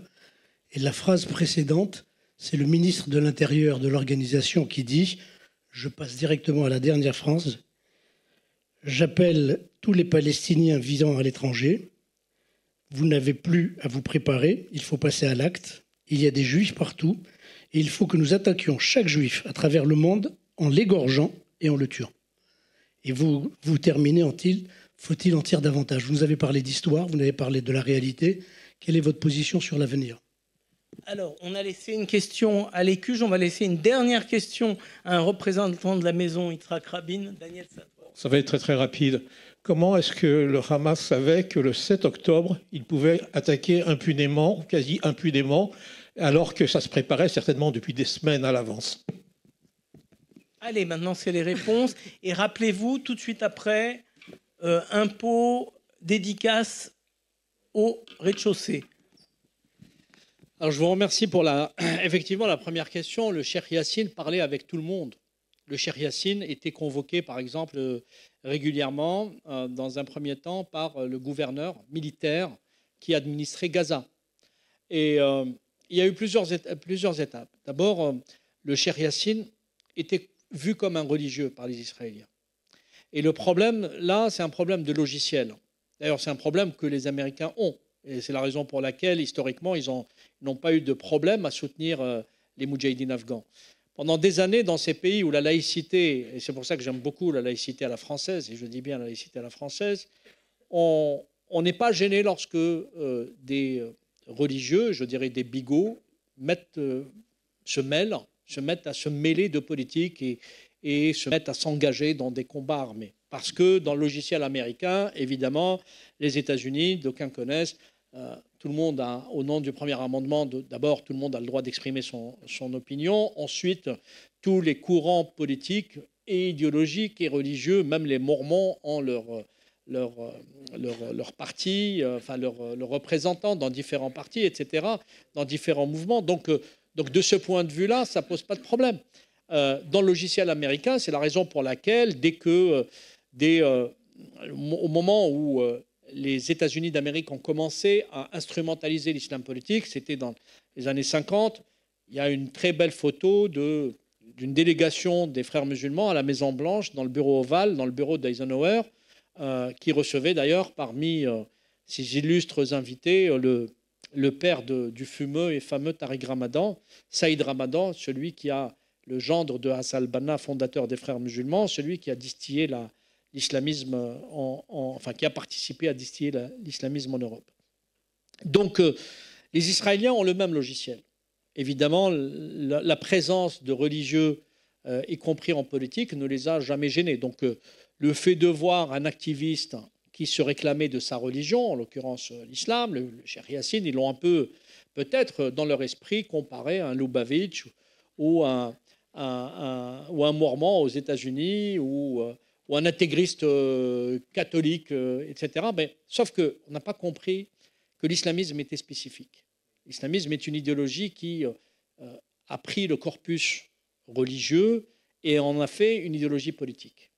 Alors, je ne vais pas rentrer dans les détails j'en parlerai encore un peu tout à l'heure pour une autre question. Mais donc, le Cheikh Yassine a parlé avec les militaires à Gaza. Il a parlé et il avait des relations, en tout cas les Israéliens qui l'ont approché, tous disent qu'il était plutôt cordial avec eux. Et je sais qu'il a parlé avec des journalistes, sans aucun problème, et des journalistes israéliens en témoignent jusqu'à ce jour de la cordialité avec laquelle... C'est une réalité d'abord des frères musulmans. Autant leurs écrits racontent tout de ce qu'ils veulent faire, autant dans des rapports B2B, comme dirait l'autre, dans des rapports, ils montrent une certaine cordialité. Il m'a été donné de rencontrer un certain nombre de frères musulmans.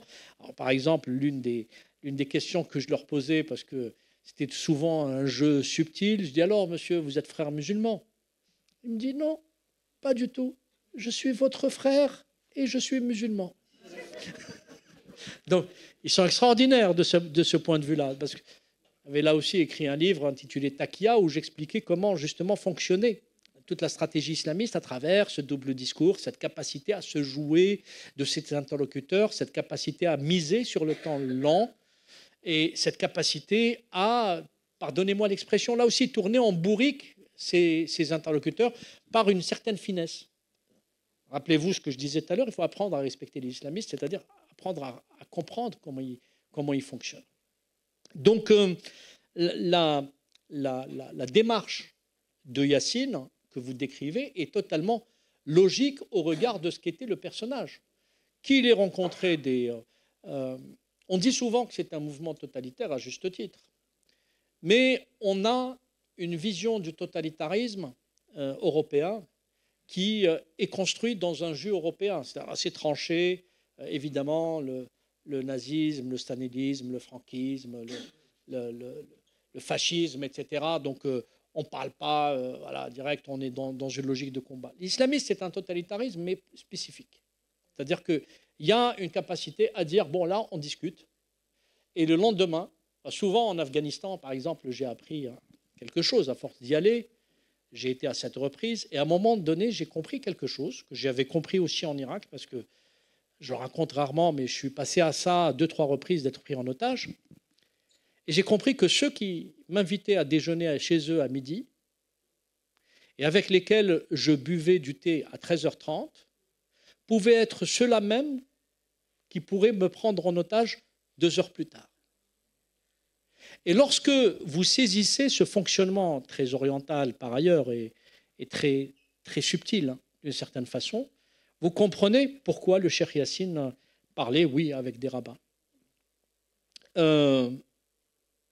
Alors, à quel point l'ignorance, sans faire injure à la société américaine, oui, malheureusement, les États-Unis ne sont pas connus dans leur immensité et dans leur, je dirais, tout ce que ce magnifique pays a pu inventer pour leur vivacité, la vivacité de leur vie intellectuelle.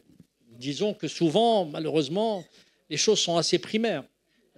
C'est avec moi contre moi, je me trompe, je ne sais pas si je me trompe, mais en tout cas, ce que je retiens, c'est avec ou contre moi.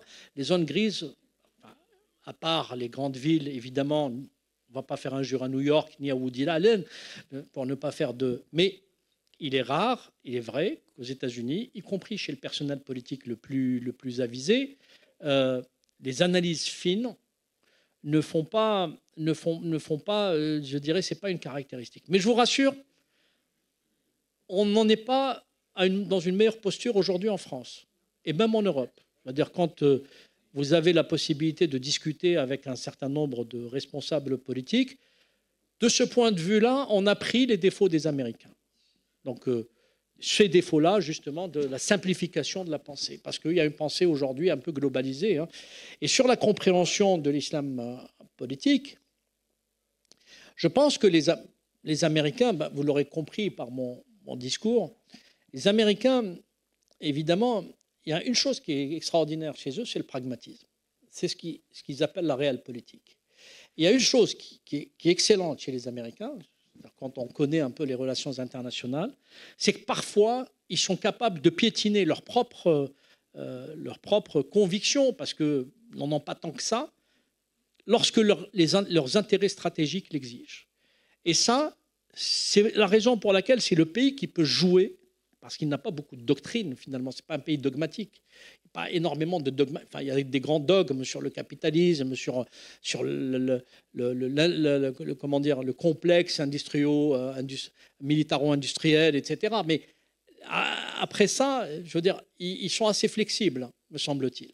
Donc, ils auront incontestablement un rôle à jouer dans l'après-Gaza.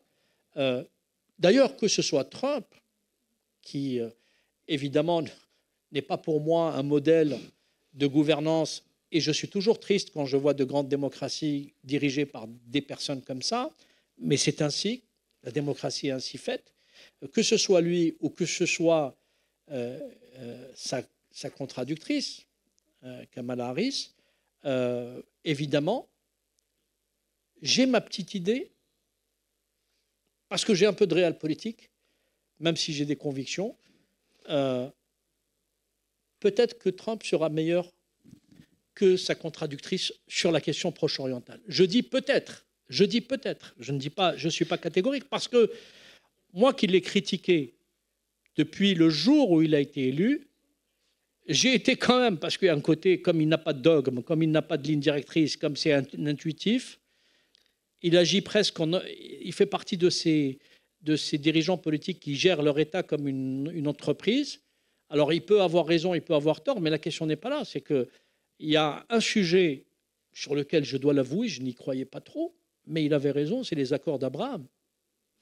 Il a réussi à les faire. C'est une opération extraordinaire parce que, justement, alors une opération extraordinaire qui n'a pas été menée jusqu'au bout, et l'une des raisons qui a suscité le 7 octobre, c'était les accords d'Abraham. C'est véritablement pour torpiller. Donc je ferme la parenthèse. Je ne vais pas rentrer sur un débat de la politique américaine, mais voilà.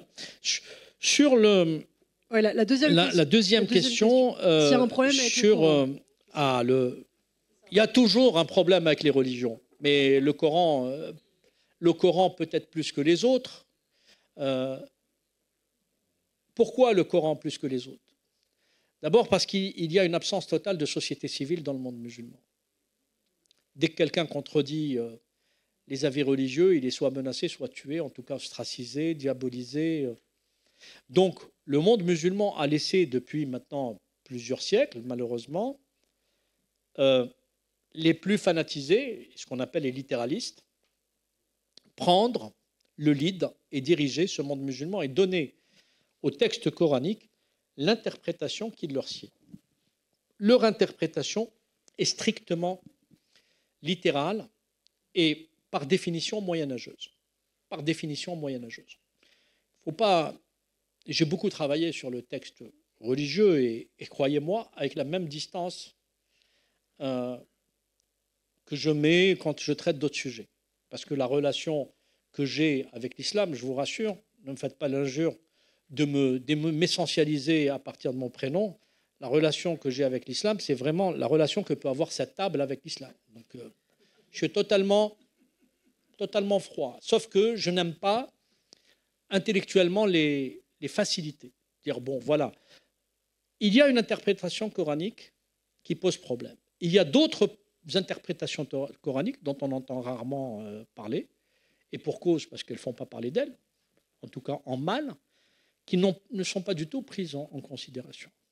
Et aujourd'hui, évidemment, dans un monde où la réduction de la pensée et la simplification de cette même pensée, ce qu'on disait tout à l'heure, est malheureusement à la mode depuis longtemps, naturellement les outrances et tout ce qui va appeler à la violence, tout ce qui va appeler à la haine de l'autre. Et quand la haine de l'autre, je veux dire ce côté très obscur chez l'être humain, est légitimé d'une certaine façon, entre guillemets, légitimé, je veux dire, véritablement légitimé ou supposément légitimé, vous avez cette haine qui se décuple, parce que si la haine que je porte à autrui est légitimée par cette entité à laquelle je crois, donc oui, quelqu'un qui va croire que la fin du monde n'interviendrait que lorsque l'arbre et le rocher parleront et diront « Oh, musulman, viens, il y a derrière moi un juif qui se cache, viens le tuer ». Quelqu'un qui croit en ça, il peut croire en tout. Il peut croire en tout. Et ça, ce sont des interprétations. Je ne vais pas vous dire « Non, ça n'a rien à voir ». Moi, je n'ai jamais dit que l'islamisme n'a rien à voir avec l'islam. Et je refuse d'entendre, de dire, quand des gens disent, parce que c'est faux, que l'islamisme, c'est l'islam. Là aussi, il faut rentrer un peu dans la nuance dans laquelle les esprits les plus feignants refusent de rentrer, par facilité. Il y a deux visions, d'ailleurs, qui sont totalement contradictoires. Il y a une vision aujourd'hui qui est portée par l'extrême droite. L'islam et l'islamisme, c'est pareil. Et il y a une vision qui est portée par l'extrême gauche et la gauche populiste. Ça n'a absolument rien à voir avec l'islam. Et en fait, non. La vérité, comme souvent, se situe entre les deux.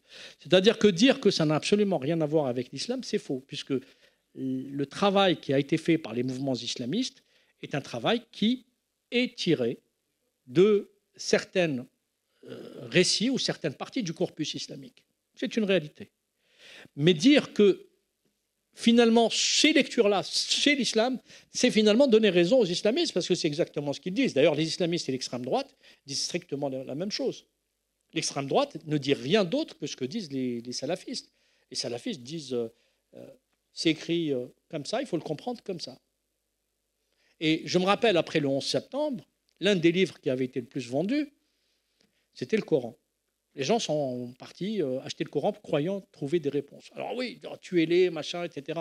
Mais évidemment, première erreur, c'est de croire qu'un texte religieux est à la portée de n'importe qui. Même dans le monde musulman, certains le croient. C'est-à-dire que là où dans les autres religions, il faut être bac plus 25 pour comprendre la théologie, c'est le cas du catholicisme, c'est le cas du protestantisme, c'est le cas des rabbins juifs, évidemment, du judaïsme. Les rabbins lisent et apprennent énormément. Et dans le monde musulman, ceux qui ont pris le lead, c'est généralement des bac moins 25. C'est-à-dire, moins on est formé, plus on a la capacité de comprendre. C'est ce qu'ils pensent. Et donc ça, c'est le drame. Malheureusement, la médiocrité a pris le pouvoir sur ce monde musulman et donc a pris le pouvoir sur l'interprétation du Coran, ce qui a fait qu'on a le résultat que l'on a aujourd'hui. Sur Hanan Ashrawi, où elle se situe, je pense que, comme beaucoup de Palestiniens, il y a ce qu'ils disent et il y a ce qu'ils pensent. C'est-à-dire ce qu'ils disent ne peut pas véritablement, et je le comprends, ça ne veut pas dire que je le valide, je le comprends, je l'analyse. Il y a une réalité, c'est que les mouvements islamistes, quand vous les critiquez, vous mourrez. Sauf quand vous êtes dans un territoire, et encore. Alors pour ce que je dis, je suis sous protection policière depuis 21 ans. Depuis 2003, pour pouvoir parler comme je parle, je suis obligé d'être suivi par des fonctionnaires de police. Donc voilà, un. Et même en démocratie. Imaginez si je vivais dans le monde arabo-musulman. Donc moi, je ne veux pas jeter la pierre à ceux qui vivent dans le monde musulman, parce que je vais vous dire en toute honnêteté, même si j'ai toujours été référencé comme un peu une grande gueule, quand j'étais en Algérie, j'étais une grande gueule, un peu moins grande gueule quand même, ce qui a failli me coûter la vie et ce qui a failli m'emmener en prison. Et c'est pour ça que je suis parti, je ne sens plus jamais revenir depuis 25 ans. Pour pouvoir m'exprimer librement. Et encore en France, je n'arrive pas à m'exprimer totalement librement, parce qu'il y a des endroits où je ne peux pas faire des conférences comme celle-ci, où quand j'en ai fait, il fallait qu'il y ait dehors 8 quarts de CRS et 12 000 personnes en armes. Enfin, vous aurez compris, j'exagère, je fais mon méditerranéen, mon marseillais, mais voilà, on est dans cette situation-là. Donc, je ne peux pas aujourd'hui jeter la pierre à quelqu'un qui est en Égypte, qui est dans les territoires palestiniens, qui est à Gaza, qui est en Jordanie, qui est en Syrie, dire je vais condamner le Hamas. Moi, j'entends des gens, oui, pourquoi les musulmans ne condamnent pas? Mais vous rigolez. Mais mettez n'importe quel Français dans un petit ghetto, dans un petit immeuble où il y a 12 fanatiques, vous allez voir s'il va parler ouvertement et rentrer chez lui le soir. Même dans des pays, dans des démocraties, parfois dans certains quartiers, les policiers armés rasent les murs pour rentrer chez eux. Et vous voulez que, dans le monde musulman, des gens qui sont d'une violence extrême, c'est-à-dire ces islamistes qui ont parfois le pouvoir, ou alors qui ont un point considérable, comme le Hezbollah en Iran, pensez que quelqu'un, un laïc, il va venir comme ça? Mais non. Oui, mais voilà, c'est... Comment? Je ne sais pas véritablement quel rôle joue-t-elle. Je ne peux pas m'aventurer à dire quel rôle elle joue ou quel rôle elle joue pas. J'en sais strictement rien. Je sais que sa parole publique n'est pas libre. On arrête. Juste rapidement, quand même, Macron, le génocide, si vous permettez, je vais aller très très vite. L'attitude de Macron, moi j'ai toujours pensé qu'Emmanuel Macron n'était pas calibré pour gérer ce type de sujet. Voilà, j'ai tout dit. Non, mais attendez, on n'est pas là pour... le ministère des Affaires étrangères en France, ce qui est appelé communément le deuxième étage du Quai d'Orsay, c'est-à-dire le bureau Afrique du Nord, Moyen-Orient, a toujours été gangréné par une pensée qui était très ambiguë, et je suis gentil, parce que je suis de bonne humeur aujourd'hui. Le mot génocide n'a aucune validité juridique. Dans le cas d'espèce aujourd'hui, il n'y a pas de génocide. Il n'y a pas de génocide. Voilà. Ce n'est pas au doigt mouillé, ce n'est pas au gré des humeurs qu'on va décider quand est-ce qu'il y a un génocide et quand est-ce qu'il n'y en a pas. Il n'y en a pas. Sur le plan juridique, il n'y en a pas. Il y a des interprétations, mais il n'y en a pas. La première raison du génocide, c'est d'abord d'avoir une volonté d'exterminer une population sur le plan culturel, sur le plan... Il se trouve qu'aujourd'hui, on le voit, depuis le 8 octobre, malgré le traumatisme, les opérations qui ont été menées par l'armée israélienne sont des opérations qui restent dans la norme d'une guerre. Alors, j'ai dit ça comme ça, mais je vais le redire, parce que moi, j'assume totalement ce que je dis. D'ailleurs, dans la radio, chez Frédéric Aziza, donc Radio J, et ça a beaucoup choqué, on me le reproche. Alors je le redis en des termes très précis.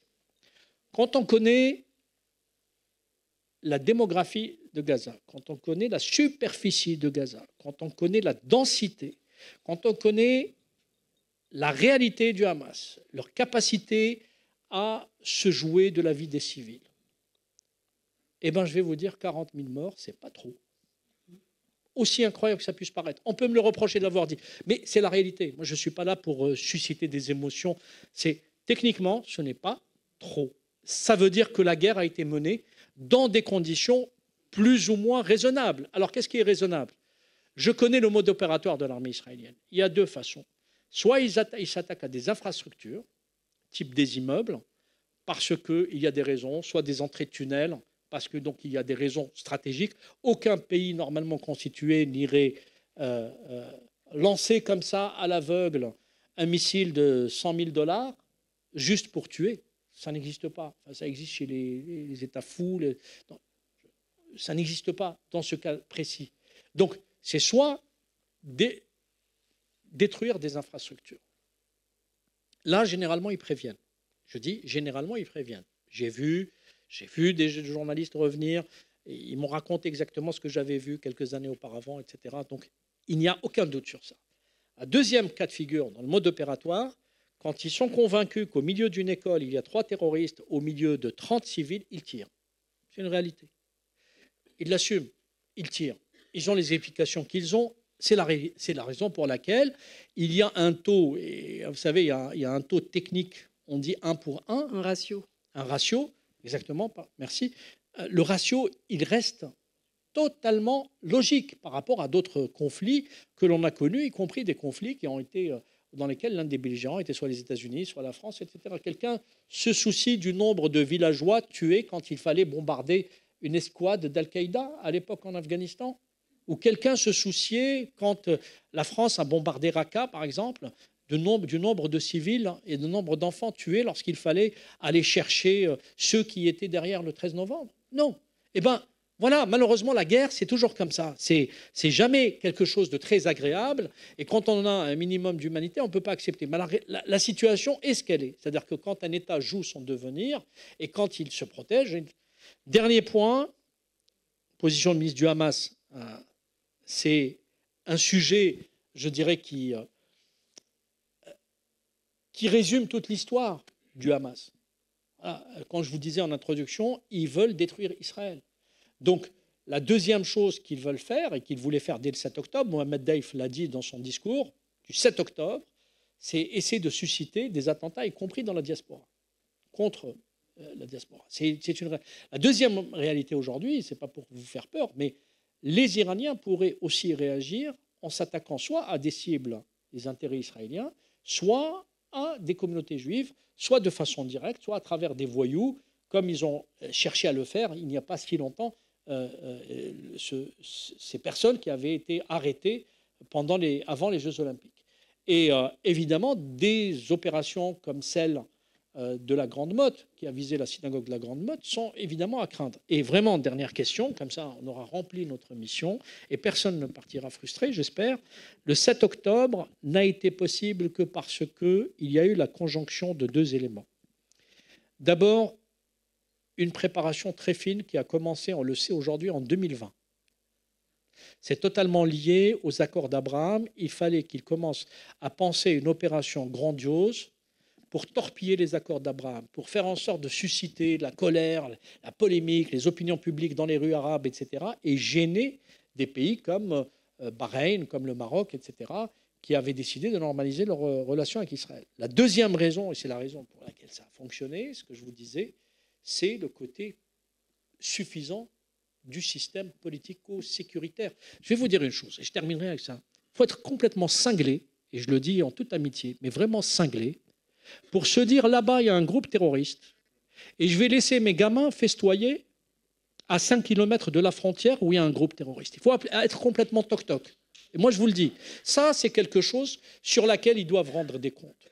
Ce n'est pas responsable. C'est totalement irresponsable de leur part. Parce qu'admettons, moi, comme la plupart, on a des enfants, on a des proches, on a des neveux, on a des nièces, Est-ce que vous pensez, demain, et je ne vais pas citer des villes de France ou des quartiers, on accepterait que nos enfants nous disent « je vais aller en boîte de nuit dans tel département », suivez mon regard, qui sont devenus des ghettos ethno-religieux, où on sait qu'il y a des fiefs islamistes, ou dans telle ville, ou dans tel pays. Comment peut-on imaginer qu'un pays, si ce n'est de la suffisance et de l'assurance surdimensionnée, en disant je vais laisser des gamins festoyer là, et en face, il y a des types qui sont fanatisés, qui n'aiment pas les femmes, qui n'aiment pas les homosexuels, qui détestent les juifs, qui sont antisémites, etc., qui ont la rage totale, qui veulent nous découper en morceaux.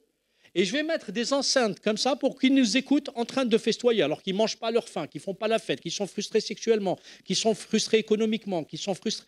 Et nous, on va envoyer nos enfants faire la fête à côté. Pardon, c'est la folie. Voilà.